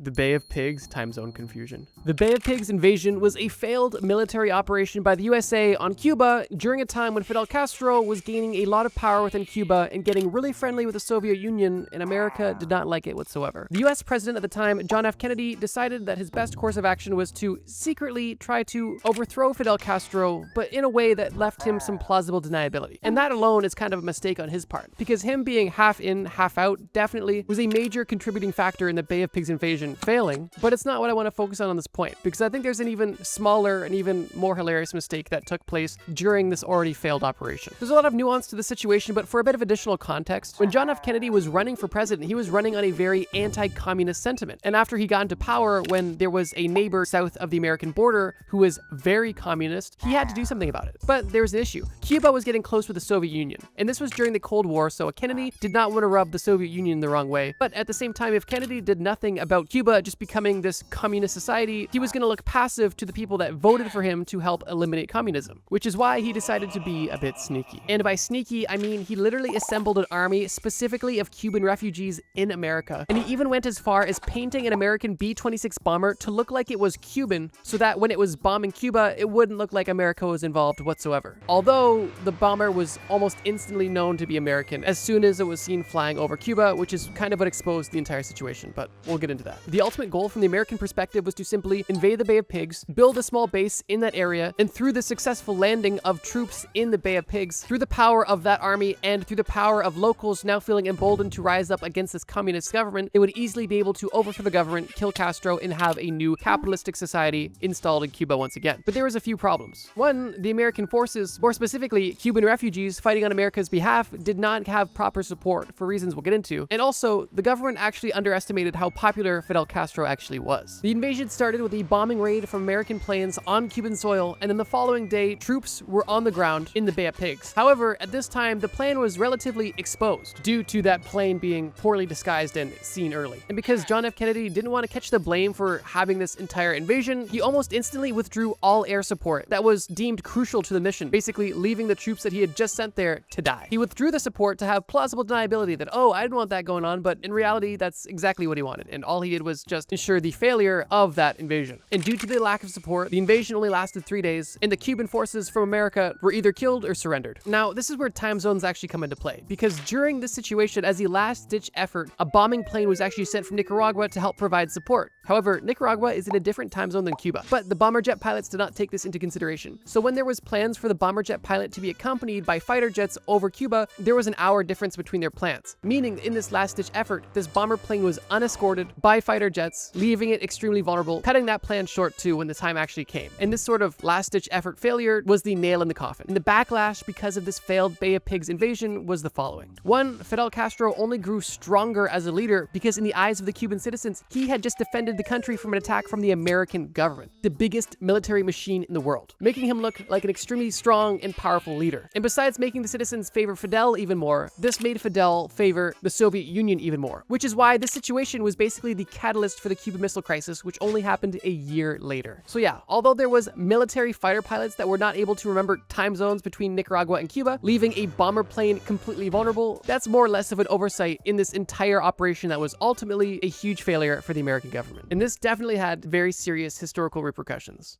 NASA ignoring Challenger warnings. In 1986, the space shuttle known as Challenger was set for an amazing mission. The shuttle had 7 bright astronauts on board, and this crew was ready for takeoff. And on 11:39 a.m., just off the coast of Florida, the Challenger spaceship took off. Things looked relatively normal until just over a minute after the launch took place, the situation turned catastrophic. The space shuttle broke apart and disintegrated 14 kilometers in the air, leaving all 7 of the astronauts dead. This failed launch was a national tragedy. However, it could have been easily prevented. You see, after this devastating launch, a huge investigation was underway, and what they eventually ended up finding was that the cause of this entire explosion was the shuttle's rubber O-rings, which may seem like a non-crucial component, but in this case, these components were extremely crucial because they actually sealed the rocket boosters. And if you don't have sealed boosters, then hot gases can escape, and having hot gases right next to massive fuel tanks is a recipe for disaster. And unfortunately, that's exactly what happened. Now, obviously, hindsight is always 20/20, and if they had that information previously, they could have prevented it, but they did have this information. Months before the launch, one of the engineers on the project, Roger Boyce-Jolly, along with other engineers, both repeatedly warned NASA that the O-rings on the boosters may not function properly in low temperatures. But these weren't just verbal warnings. Boyce-Jolly even submitted a formal, detailed memo emphasizing the serious concerns and the potential deadly consequences. And even though numerous engineers warned about a potential fatal flaw with this launch, NASA ignored all of the warnings. Obviously, the mistaken question. But it doesn't end there, because once it was clear that NASA was not taking these concerns seriously, a group of individuals formed, making it their mission to stop this launch for the safety of the astronauts, although they didn't have the authority or support to actually prevent the launch from happening. And despite NASA being aware of the potential flaw, the launch still took place, and the world lost 7 astronauts, and NASA lost a lot of trust. One of the most devastating parts of this entire situation is that NASA knew that the specific failure of this O-ring would only be triggered by a cold environment. And even with this information, they decided to launch the rocket in January, which in Florida isn't typically that cold, but this day that it launched was particularly cold, and even still, with both of these factors, they still continued to launch on that day. When doing research for this section, I actually watched a video by Free Documentary on YouTube that has a full 50-minute breakdown on why this entire situation happened. And while I totally recommend going and watching that, and I'll even link that in the description, I wanted to quickly highlight the comments, because there was a lot of people commenting on this video that had personal experiences that were honestly heartbreaking. One of which comes from Leslie, where she states that her father was actually one of the engineers who tried to stop the launch. However, because him and other engineers weren't able to prevent the launch, when the eventual launch ended up happening and taking the lives of 7 astronauts, her father, as well as other engineers, became severely depressed simply because that they felt they had failed the astronauts and even had a hand in killing the astronauts because they were unable to prevent the launch, which is truly terrible. Obviously, they were not responsible for the deaths whatsoever and actively tried to prevent them. However, NASA was unwilling to take their advice. The Chernobyl disaster. The story of Chernobyl is one that we are all likely vaguely familiar with at this point in time, but it cannot be understated how much of an impact this tragedy had not only on innocent civilians, but also on the outlook on nuclear power for decades to come. Ironically, the Chernobyl disaster took place once again in 1986. Not a good year for global tragedies. And while this situation was different, it did have some overlap, specifically with the fact that this disaster too could have been easily avoided with simple safety regulations. The Chernobyl power plant was one of the most advanced in the entire country. Specifically, Reactor 4, the reactor that exploded, was the newest, only being made 3 years before the disaster. On the day of the tragedy, a safety test was supposed to be carried out by the day crew during their shift. However, they did not carry out the safety test during the day, so the night crew had to take over. This doesn't seem like a big deal until you understand that the night crew was not nearly as trained as the day crew, and they were not supposed to be doing safety tests. However, in this case, they did. They had minimal time to actually prepare for how this was going to happen, or how to properly deal with any sort of adversity in case something went wrong. And on top of their poor training and lack of experience, the Soviet Union was also very secretive about this technology in general. So even the people that were experienced in the situation were not fully in the loop with how everything was even operating to begin with. However, the night crew went about doing the safety test, and this safety test is exactly what resulted in the explosion of Reactor 4.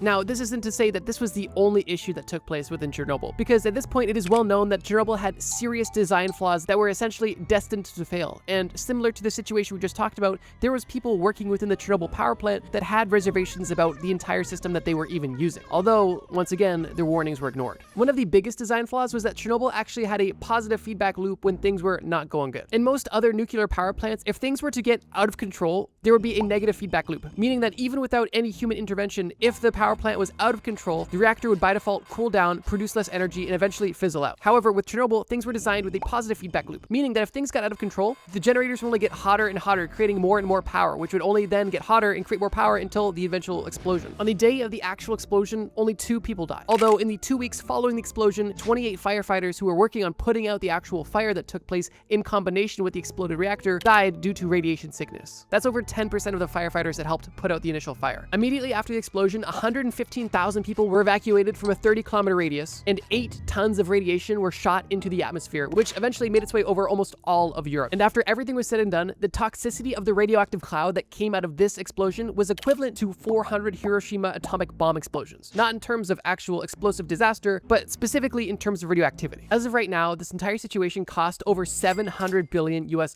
and today the cleanup is still going on, and the total cleanup for the Chernobyl situation is expected to be completed in 2065, almost 80 years after the initial explosion. The accidental discovery of penicillin. Yep, you've heard me right. This video has been relatively dark, so I figured for the last entry on this list, I'd leave it on a positive note. In 1928, Scottish physician Alexander Fleming was studying a specific bacterial culture, and during this study, he decided that he would leave his culture plate out on his workbench over the weekend. That's not so odd, but what was odd was the fact that when he came back on Monday morning to check on this bacteria culture he had left out, he had noticed that there was mold growing on the plate. Now, initially, having mold growing on your bacteria culture means that the sample is just worthless and you have to start again. But he noticed something interesting. The bacteria that was surrounding this mold was destroyed and didn't exist anymore. And this gave him an interesting idea. He began to continue tests to see how powerful this mold could be when it comes to neutralizing and destroying bacteria. And it was this observation that eventually led to penicillin, the world's true first antibiotic, which at this point has saved millions upon millions of lives. The mold is known as Penicillium notatum, and that little bit of mold just magically appearing on Fleming's culture plate undoubtedly had a massive impact on history forever. And just goes to show, sometimes something you perceive as negative actually ends up being the best thing that could possibly happen to you. And just imagine what could have happened if Alexander wasn't feeling so inquisitive this day and just decided to angrily throw out this culture plate because it wasn't to his liking and had mold on it. History is truly wild. The most diabolical human experiments ever performed. The child and the ape experiment. Have you ever seen those cute videos of, new families, a young couple and they have a baby and they have a puppy and the puppy and the baby are playing together? Yeah, the ape and the child experiment is basically the worst possible version of that. This experiment takes place in 1931. It was conducted by a young couple, Winthrop and Luella Kellogg. And they recently just had a baby boy named Donald. And when Donald turned 10 months old, he had another sibling, not a brother, but a sister. However, this sister was not biological or even related by species. This sister that he was given was a 7-month-old chimpanzee named Gua. Winthrop Kellogg was a psychologist who specifically worked on the psychology of animals, primarily dolphins, rats, and birds. And him and his wife decided that it would be best to take their work home and to up the ante by not only experimenting with a chimpanzee, but also by effect their own child. The couple planned on documenting this entire experiment that they were about to begin. And the specific point of this experiment was to study the environmental influence upon early behavior, which what that really meant was they wanted to see if they raised a baby and an ape the exact same way at the exact same time, if they could get a similar outcome. And you can probably already see where this is going.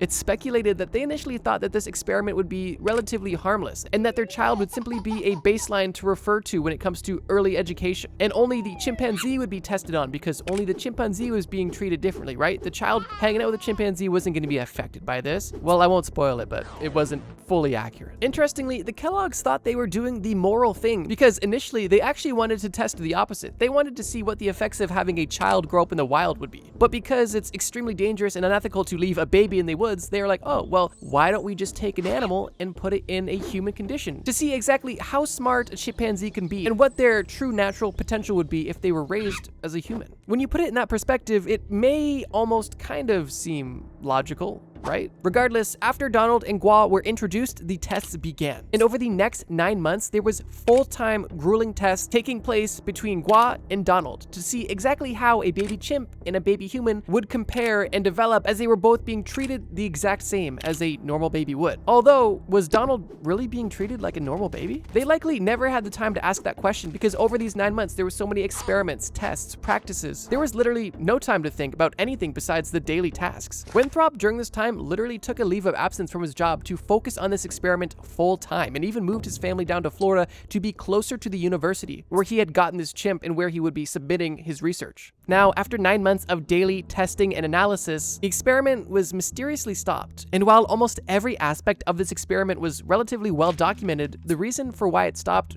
was not, which led to a bit of speculation. One primary belief is that they ended the experiment due to the rapid growth of Gua compared to Donald. Obviously, animals develop a lot faster than humans do, and in 9 months, Gua could have doubled or tripled in size, making her possibly dangerous to baby Donald. However, another leading theory is due to the fact that Donald was picking up more chimpanzee tendencies than the Kellogg's would have liked. And this is supported by some of the documents that the Kellogg's made. They even admitted near the end of the test that Donald was behind when it came to communication, and really only had a very small vocabulary of words and wasn't babbling much, and typically would only mimic the noises that Gua would make. Regardless of the reason, after 9 months, the experiment was closed. And while the experiment was well documented and completed at this point, the story doesn't end there. Because unfortunately, only a year after Gua was returned to the facility that she was taken from, she passed away from pneumonia. And Donald, on the other hand, was reported to have suffered from social and emotional issues through his young and adult life, and even ended up taking his own life at the age of 43. At this point, with the experiment basically being almost 100 years old, it's kind of up to speculation to try to understand if the parents knew that Donald would simply be a control for this test that they were doing, or if they knew that this experiment could potentially have detrimental side effects to their own child. But regardless, it happened, and now we know the consequences. And unsurprisingly, the ethics of this experiment were widely criticized, specifically because they used their own human child in such a strange and long-lasting experiment. And while some of the findings from this experiment did end up becoming useful in scientific research of animals and humans, one has to ask themselves, is it worth experimenting on your own child? Is it worth experimenting on any human?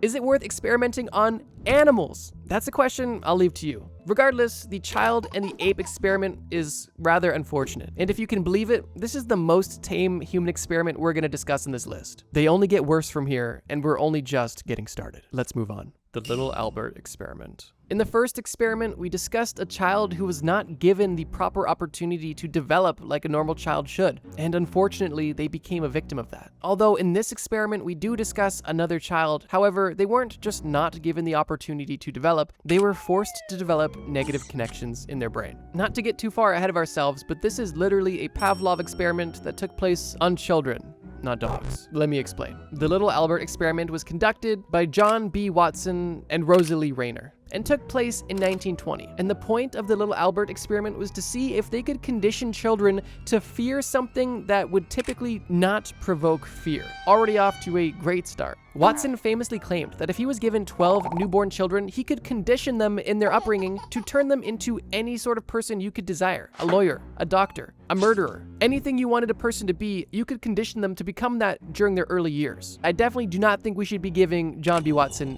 any children. Regardless, in the 1920s, somebody did. Watson was able to get his hands on a 9-month-old baby, known as Albert, for his experiment. Watson planned on using classical conditioning methods, also known as Pavlovian conditioning, because it was the same method that Pavlov used to condition dogs. The experiment began with little Albert being placed in a room. Watson, his partner, and a rat were all in this room together, and Watson and his partner simply watched how Albert and the rat would interact. At first, they weren't interested in each other until Albert decided to reach out and touch the white lab rat. It was at that point when Rosalie would strike a metal bar with a hammer, making a loud and scary noise, which would obviously upset Albert. And they would continue to do this time after time in this room every time Albert decided to reach out to the lab rat, until the point where Albert wanted nothing to do with this lab rat. Albert had associated this lab rat with a scary, unpleasant experience. And because of that, this lab rat that he was curious about, he was now afraid of. And not only now was this little Albert afraid of mice,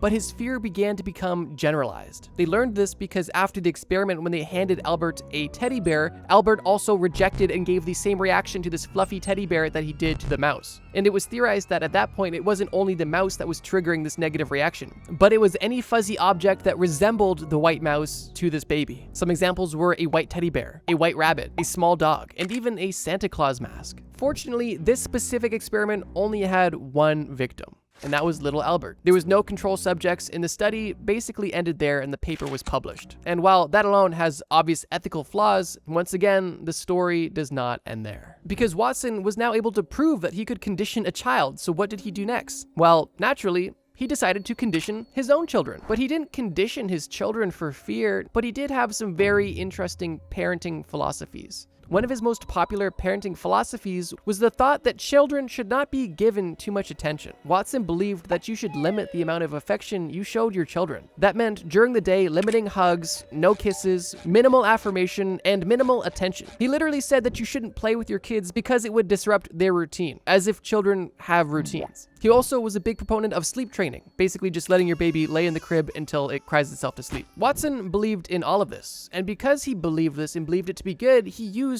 all of these strategies on his 4 children that he had. Keep in mind, Watson claimed that if he was given newborn children, he could turn them into anything he wanted. So what do you think ended up happening to his 4 children? Let me tell you. Watson's son John suffered from unexplainable migraines and died in his early 50s. His daughter Mary struggled with alcohol abuse almost all of her adult life and attempted to take her life multiple times. Watson's other son James also attempted to take his life, and Watson's 4th child William did take his own life. Candidly, I'm not a parent, but I think it's safe to assume, based off this example and possible common sense, providing your children with a safe, loving environment is likely ideal for them to be raised into happy, healthy people. But what do I know? If you're a parent and you're watching this, let me know your thoughts on this experiment in the comments below. Regardless, the true identity of little Albert was never disclosed. It's unknown whether or not the parents of little Albert knew about the experiment. The long-term effects of this experiment that took place on little Albert are unknown and unfortunately are likely not good based off of the evidence we've seen. And Watson not only unsuccessfully raised his own children, but also influenced an entire generation on how to raise their children, which likely had an interesting impact on society. I think it's important to know that near the end of his life, Watson became rather reclusive and began to denounce a lot of his previous work, stating that he should have not made the books he did or made the claims that he had simply because he didn't have the knowledge yet. And it's even reported that he burned a lot of the physical copies of his experiments that he had in his personal study. You always want to assume the best in people, and maybe Watson just thought that if you gave your children too much affection, they would simply be attention-seeking, unhappy people. And for that reason, if that is truly the case, then it's unfortunate that he made such a detrimental mistake with those that likely meant the most to him. Although there is a very likely possibility that this person simply didn't care about the well-being of people and only wanted the scientific answer he was looking for. I know these entries were a bit similar, and for that reason, I wanted to put them together. Truthfully, I couldn't pick just one to add, so I decided to add both. And because this video gets darker and darker, they obviously had to go side by side. And if you're done hearing about childhood experiments, then buckle up, because this video is about to take a very dark turn. The Aversion Project. If you've watched our first video we made about conspiracy theories, then you'd probably remember me talking about the Canadian gaydar, which was essentially tests that the Canadian government developed to ensure that nobody in the military or police was gay, because if they were, then they were being fired. The Aversion Project was kind of like that, but only unthinkably worse. Like much, much, much worse. The Aversion Project took place in South Africa during the 1970s and 1980s, under the apartheid regime. This entire project was led by Dr. Aubrey Levin, who was a military psychiatrist, and under his control, this entire project was actually carried out by the South African Defense Force, a massive military institution in South Africa. And in the South African military, there was actually a dual policy, which essentially stated that permanent members of the military were not able to be homosexual. You couldn't be gay if you were gonna stay. However, conscripts and temporary members of the military were allowed to be gay. But this isn't because they were a kind and tolerant bunch. The primary reason why this dual policy existed is because the South African military wanted to make sure that nobody was using homosexuality as an excuse to not join the army, which would have likely been very common because at the time, all white men in South Africa were required to serve a certain amount of years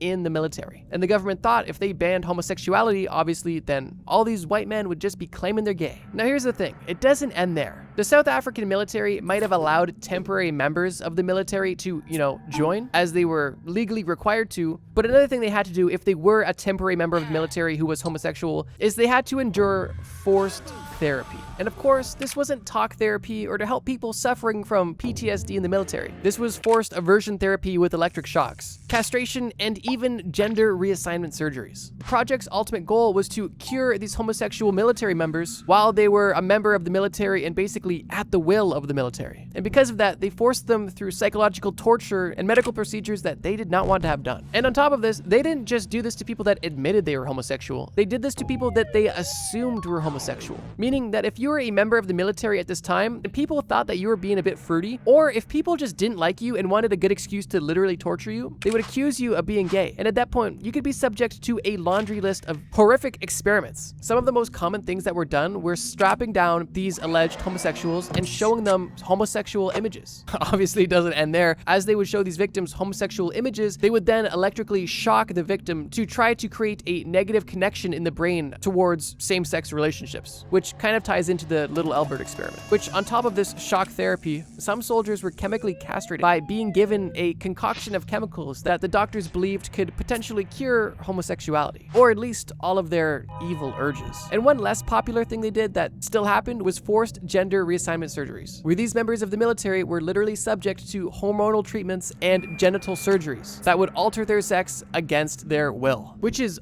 disturbing and evil and almost ironic because they're like, okay, we're gonna take all of the gay people of the military, so we're gonna make them trans. Literally just insane. And it's estimated that anywhere from 500 to 1,000 young men and women were subject to these brutal procedures at the hands of the Aversion Project over the course of the apartheid. It's hard to imagine the sheer terror and agony that was likely being experienced by the victims at this time, but it's even harder to imagine the long-term effects of this essentially torture that took place on these people. There's no doubt that many of the victims that suffered this severe psychological and physical trauma had the rest of their lives altered forever. And specifically for the people that had their genitals mutilated unconsensually, for the percentage of those who survived the surgery, many of them went on to take their own life not long after. The apartheid ended in the 1990s, and the truly disturbing details of the Aversion Project came to light. And Dr. Levin knew he was about to be in big trouble, so he left South Africa and fled to Canada, where he, disturbingly, was able to continue his medical practice. That was until he ironically was convicted of multiple sexual assaults on men. That's right, this person who had been mutilating homosexual and suspected homosexual men and women in South Africa himself was accused by over 30 men of sexual assault. And it was only at that point, after Levin was tried, that he was sentenced to 5 years, which he had already served and he's actually free again, and had his medical license suspended. This story and series of human experiments is truly diabolical. And on top of all of the pain and suffering and discrimination that took place in the South African military, it's almost mind-boggling to me that if Levin didn't assault people in Canada, he would be a free man, and that he served no time or had no legal repercussion for what he did in South Africa. However, I suppose logically it makes sense because in South Africa, what they were doing was legal. That was the law. If you were gay, you had to go to the military and you had to be cured, or at least treated. So crazy. But at least the story has a bit of a happy ending, because evil people are gonna be evil. And while Levin had a get out of jail free card by going back to Canada, he couldn't go at least a few days without hurting other people. 5 years for over 30 assaults of literal medical patients is not enough in my opinion. The Aversion Project is truly a dark chapter in medical and human rights history. And to this day, the story is a huge reminder of what's possible when you have unchecked power, non-existent morals, and state-backed medical abuse. Before we get to the final entry of this video, I wanted to list a few honorable mentions, or I suppose dishonorable mentions. The Tuskegee syphilis experiment was a truly diabolical human experiment, and if you want to learn about that, I actually talked about it in this video about American conspiracy theories. The monster study of 1939, I actually talked about in my first video about human experiments, and the Unit 731 experiment is likely one of the most diabolical human experiments to ever take place. And the only reason why it's not in this video is because I also talked about it in my last video. So I just wanted to address these quickly. Obviously, these are all diabolical human experiments. I'm just not talking about them in this video because I've already mentioned them in other videos. And while we're at it, I just want to say this as well. If you guys enjoyed this video about diabolical human experiments and want more, please let me know in the comments below. Your guys' support is always appreciated, and your feedback is always taken into consideration. But truthfully, I'm just procrastinating at this point because this final entry on the list is literally beyond diabolical. But I suppose let's just rip off the band-aid now. The Nazi medical experiments. This experiment isn't one experiment. It's an entire series of experiments that took place during World War II. And these Nazi medical experiments were carried out in concentration camps under the direction of high-ranking Nazi doctors, primarily Joseph Mengele, who was later known as the Angel of Death. There's a reason why I put this one last. It's important to note that Joseph Mengele was not the only doctor committing these atrocities we're about to get into. There was over a dozen doctors committing horrible human rights violations, and doing so in the name of science, but as you'll see, it's quite far from the truth. Joseph Mengele and the other Nazi doctors performed their experiments on prisoners in the Auschwitz-Birkenau concentration camp, which primarily housed Jewish and Romani people. And because the people in these camps were not even seen as humans, to the Nazis, they were essentially less than cattle, and the fact that they were coming in by the trainload every day meant that these doctors had an unlimited supply of research subjects that they could do anything they wanted to. And they took full advantage of this cruel, horrific opportunity. The reasons for these experiments varied greatly, from experimenting on people for the benefit of the military, all the way to personal leisure or interest. There was literally hundreds, if not thousands, of different experiments that were performed on these people by the Nazis to gain random pieces of knowledge. I literally can't explain every single one of them, although I will give a few examples of some of the things they did. One disturbing experiment that the Nazi Party did was they would take someone and then put them into a pressure chamber. A chamber that they could either add air pressure to or remove air pressure from to simulate altitude. And what they would do with these victims in the chamber is raise and drop the pressure significantly multiple times. And the reason they were doing this is to see the effects on the human body of quick altitude changes to further their research on what happens when people jump out of planes. Obviously an advantageous military strategy. The experience for the victim inside the chamber had to be horrific. And unfortunately, after cycles of high and low pressure, the doctors would then take these victims and autopsy them while they were still alive, because they wanted to monitor every part of the body while the heart was still beating.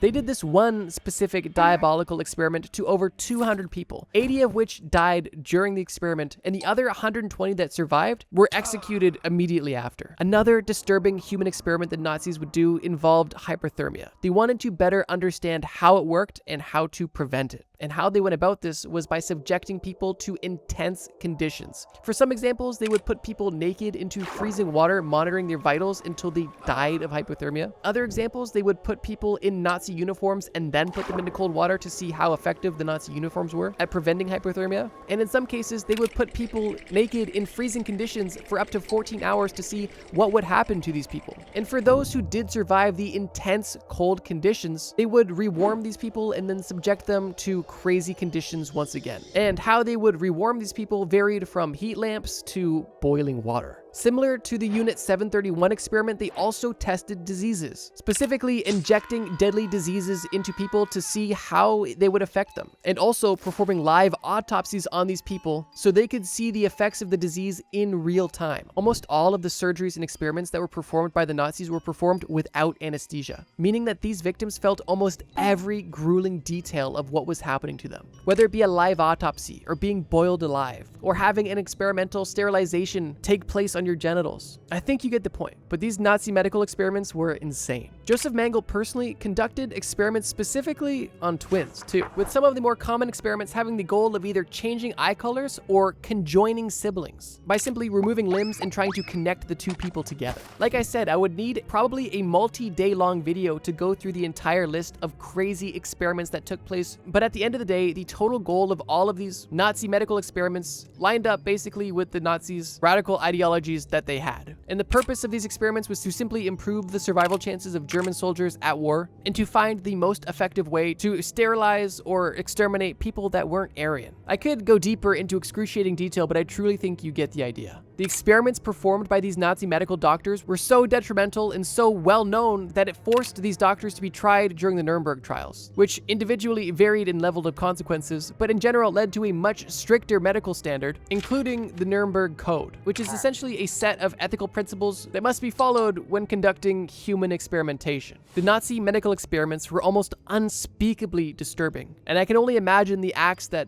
didn't make it to the history books. And these human experiments that took place by the Nazis are likely only rivaled by the Unit 731 experiment for some of the most diabolical human experiments of all time. And for that reason, I knew I had to discuss it on this video. This video went from strange to upsetting to disgusting to disturbing extremely quick. But don't say I didn't warn you. It's almost mind-boggling the lengths that people are willing to go to in the name of scientific discovery. And while that almost may sound noble out of context, I think that this video, if nothing else, proved that there is a line and rules need to be enforced. What it was like to be rich throughout every era of history. The Stone Age. In the Stone Age, wealth was measured in terms of resources and survival capabilities almost solely. To be considered rich, one would need an abundance of essential resources, such as food, tools, and materials for shelter and clothing, which at the time primarily consisted of wood, animal pelts, organic materials such as large leaves, and essentially sticks and dirt. Possessing skills in hunting, gathering, and toolmaking would also be extremely valuable. On top of that, forming strong social bonds and alliances within one's tribe or community would enhance the access to resources and collective security. What this means is the more friends you had, the more people that you had to potentially help and protect you if things got wild, which back in the Stone Age, they did a lot. Accumulating and managing resources like animal hides for clothes, flint for tools, and a steady food supply through effective hunting and foraging were a key to thriving in this era, and was truly the key of becoming and staying rich or wealthy, which, if it isn't already obvious, just means to be alive. Your survival was your wealth, as that was all there was to look forward to. If you could survive another day and you had the resources to make it through that day successfully, you were well off. It goes without saying that there wasn't necessarily coinage in the Stone Age, at least not in the early Stone Age, and as far as the absolute origin of money, that is still something that is not fully known or understood. But during the Stone Age, possessing skills and having access to practical, life-enabling resources was the pinnacle of wealth. During the Stone Age, if you had a cozy cave that you could call your own, you had a few pelts to wrap around your naked, hairy, stinky body, you had basic flint and obsidian tools to catch little critters, and you had a good group of friends that you could eat rocks with, you were set. But not just set, you were also wealthy. Just picture it now. Not a phone in sight. Just you, all of your best boys wearing small loincloths, hitting each other over the head with big wooden clubs, just being in the moment. Sounds pretty good to me. The Bronze Age. No, not LeBron's age, the Bronze Age. Not to be confused with LeBron James, I'm talking about the Bronze Age. The Bronze Age took place between 1330 BC and 1200 BC and signified a large leap in civilization for a few reasons, most notably the production of bronze. This era, while short compared to the Stone Age, which literally lasted millions of years, had significant technological advancements, which propelled society massively. If you're unfamiliar, all bronze is melted down tin with a larger amount of melted down copper. This alloy was easy to produce and readily available, and the production of this alloy and subsequently the tools made from it allowed for rapid development in both agriculture and warfare. With that being said, what did it look like to be rich, and how was wealth measured during the Bronze Age? During this time, wealth began to be associated with the control and production of bronze. Being rich meant that you had access to these metal ores and the knowledge of crafting weapons, tools, and other ornaments. Trade became more prominent, so establishing strong trade networks and engaging in commerce was also a massive way to improve your wealth. These were some of the earliest economies ever. Additionally, owning agricultural land and livestock, which were crucial for food and trade, would signify wealth. Similar to the Stone Age, both of these are directly tied with life.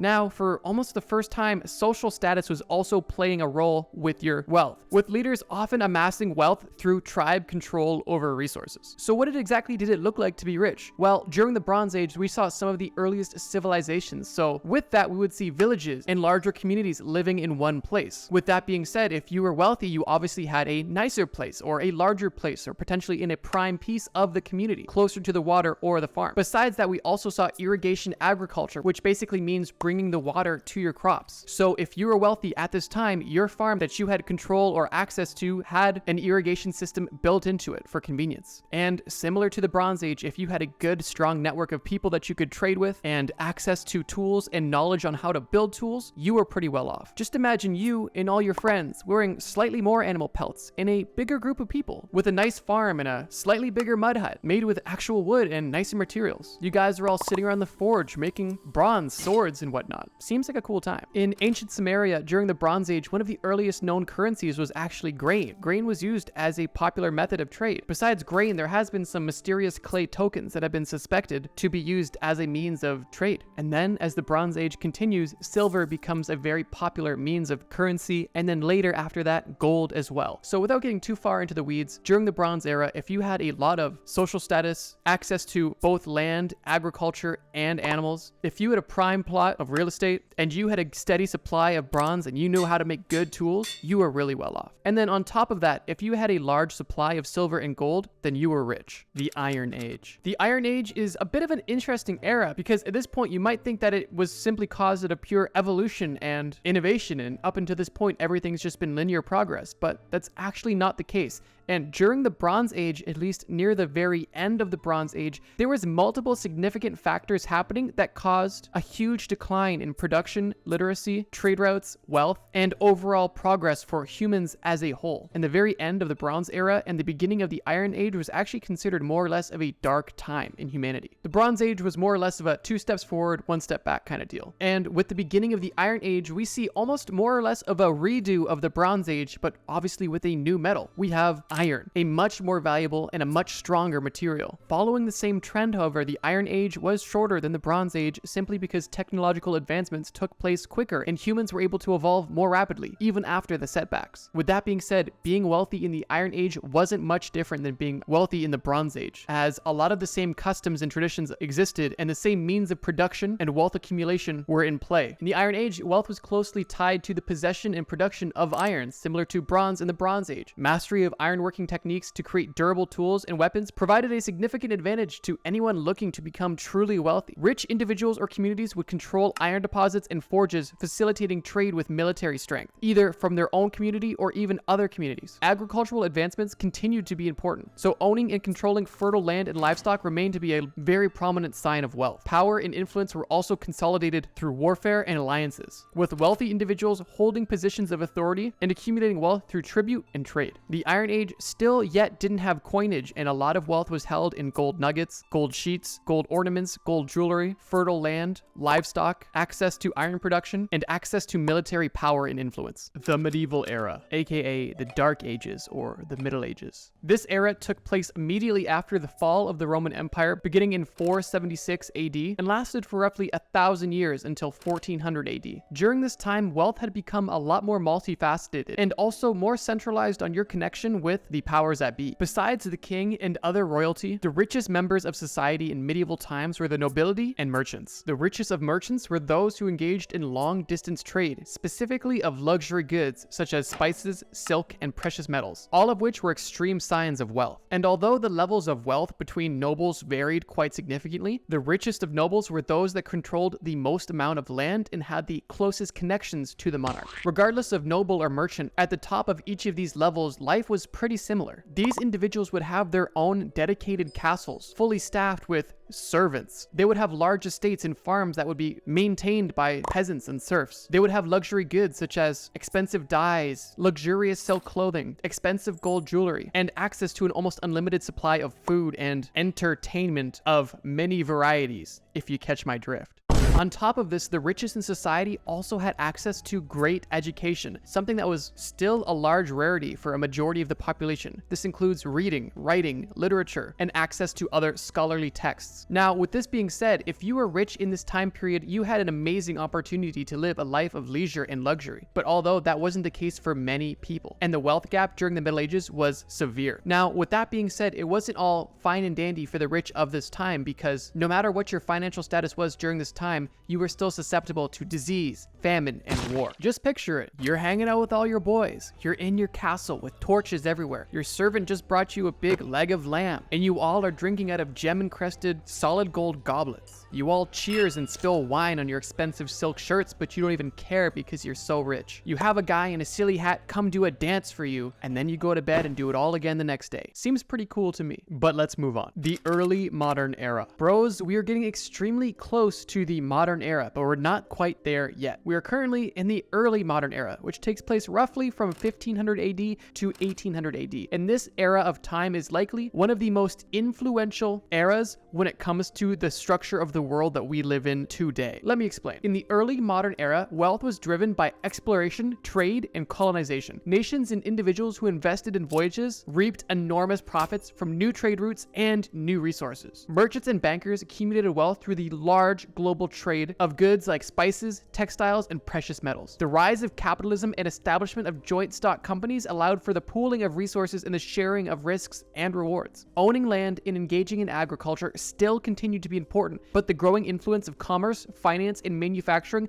marked a significant shift on how wealth was perceived and earned in the early modern day. Up until this point, all it really took to be rich was having a cow, having a little bit of dirt to your name, and maybe a few shekels. Well, not even shekels, literally just bits of silver and having the right friends. But as we got into the early modern era, a lot of things seemed to change. We saw early globalization, early capitalism, early colonization, and the basis for the society that we all live in today. This was a pretty influential and pretty important 300-year run, in my opinion. And with that being said, what did it look like to be rich in the early modern era? Well, honestly, a lot more of the same. Bigger houses, more loot, more money, more connections, more food, more entertainment, bigger boats, more security. The biggest difference was the means of accumulating these resources. And if you were the type of person to be going on these conquests or voyages, then your life was extremely hectic, spending months or even years at sea to potentially come home empty-handed or never even come home at all. People were just playing Assassin's Creed Black Flag in real life. With that being said, everything was just sunshine and rainbows, right?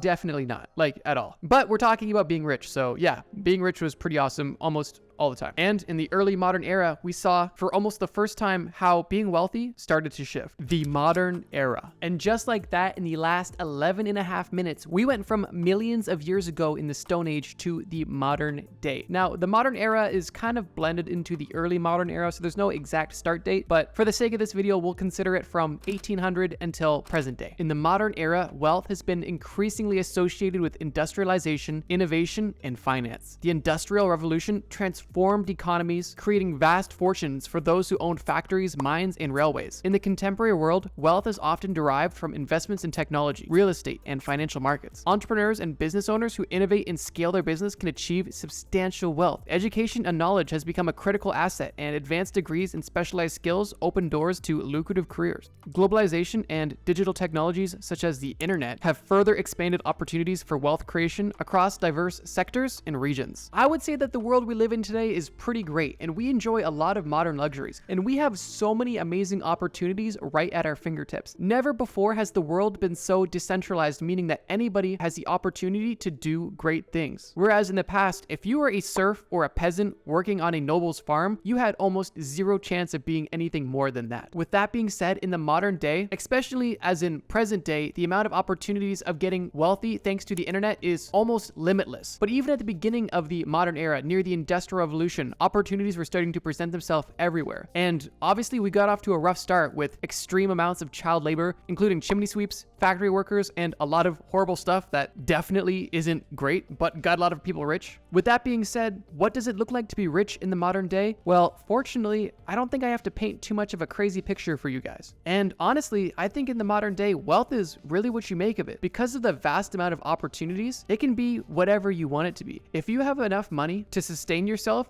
then your wealth could look like living in a van that you own and have enough money coming in on a monthly basis to maintain your lifestyle. Or it could look like the biggest mansion full of the craziest watches and cars and gold doubloons. Now, for a generalization, the rich of today typically enjoy compounding interest with their investments, a good portfolio of real estate, freedom of time by having tasks delegated through their employees, and freedom of location and time, meaning that they can work where they want, when they want. That is, if they want to. Now, one thing I will say, bros, is that I just tried to sum up millions of years of history in under 15 minutes, so if something doesn't sound fully right, just remember, trust me, bro. Hopefully you guys enjoyed this video. I had a lot of fun making it, and I felt like it's been too long since I made a history-based video. So let me know what you guys thought, and if you guys have any ideas for other interesting videos like this, please leave them down in the comments. Thank you guys so much for watching, and like always, trust me, bro.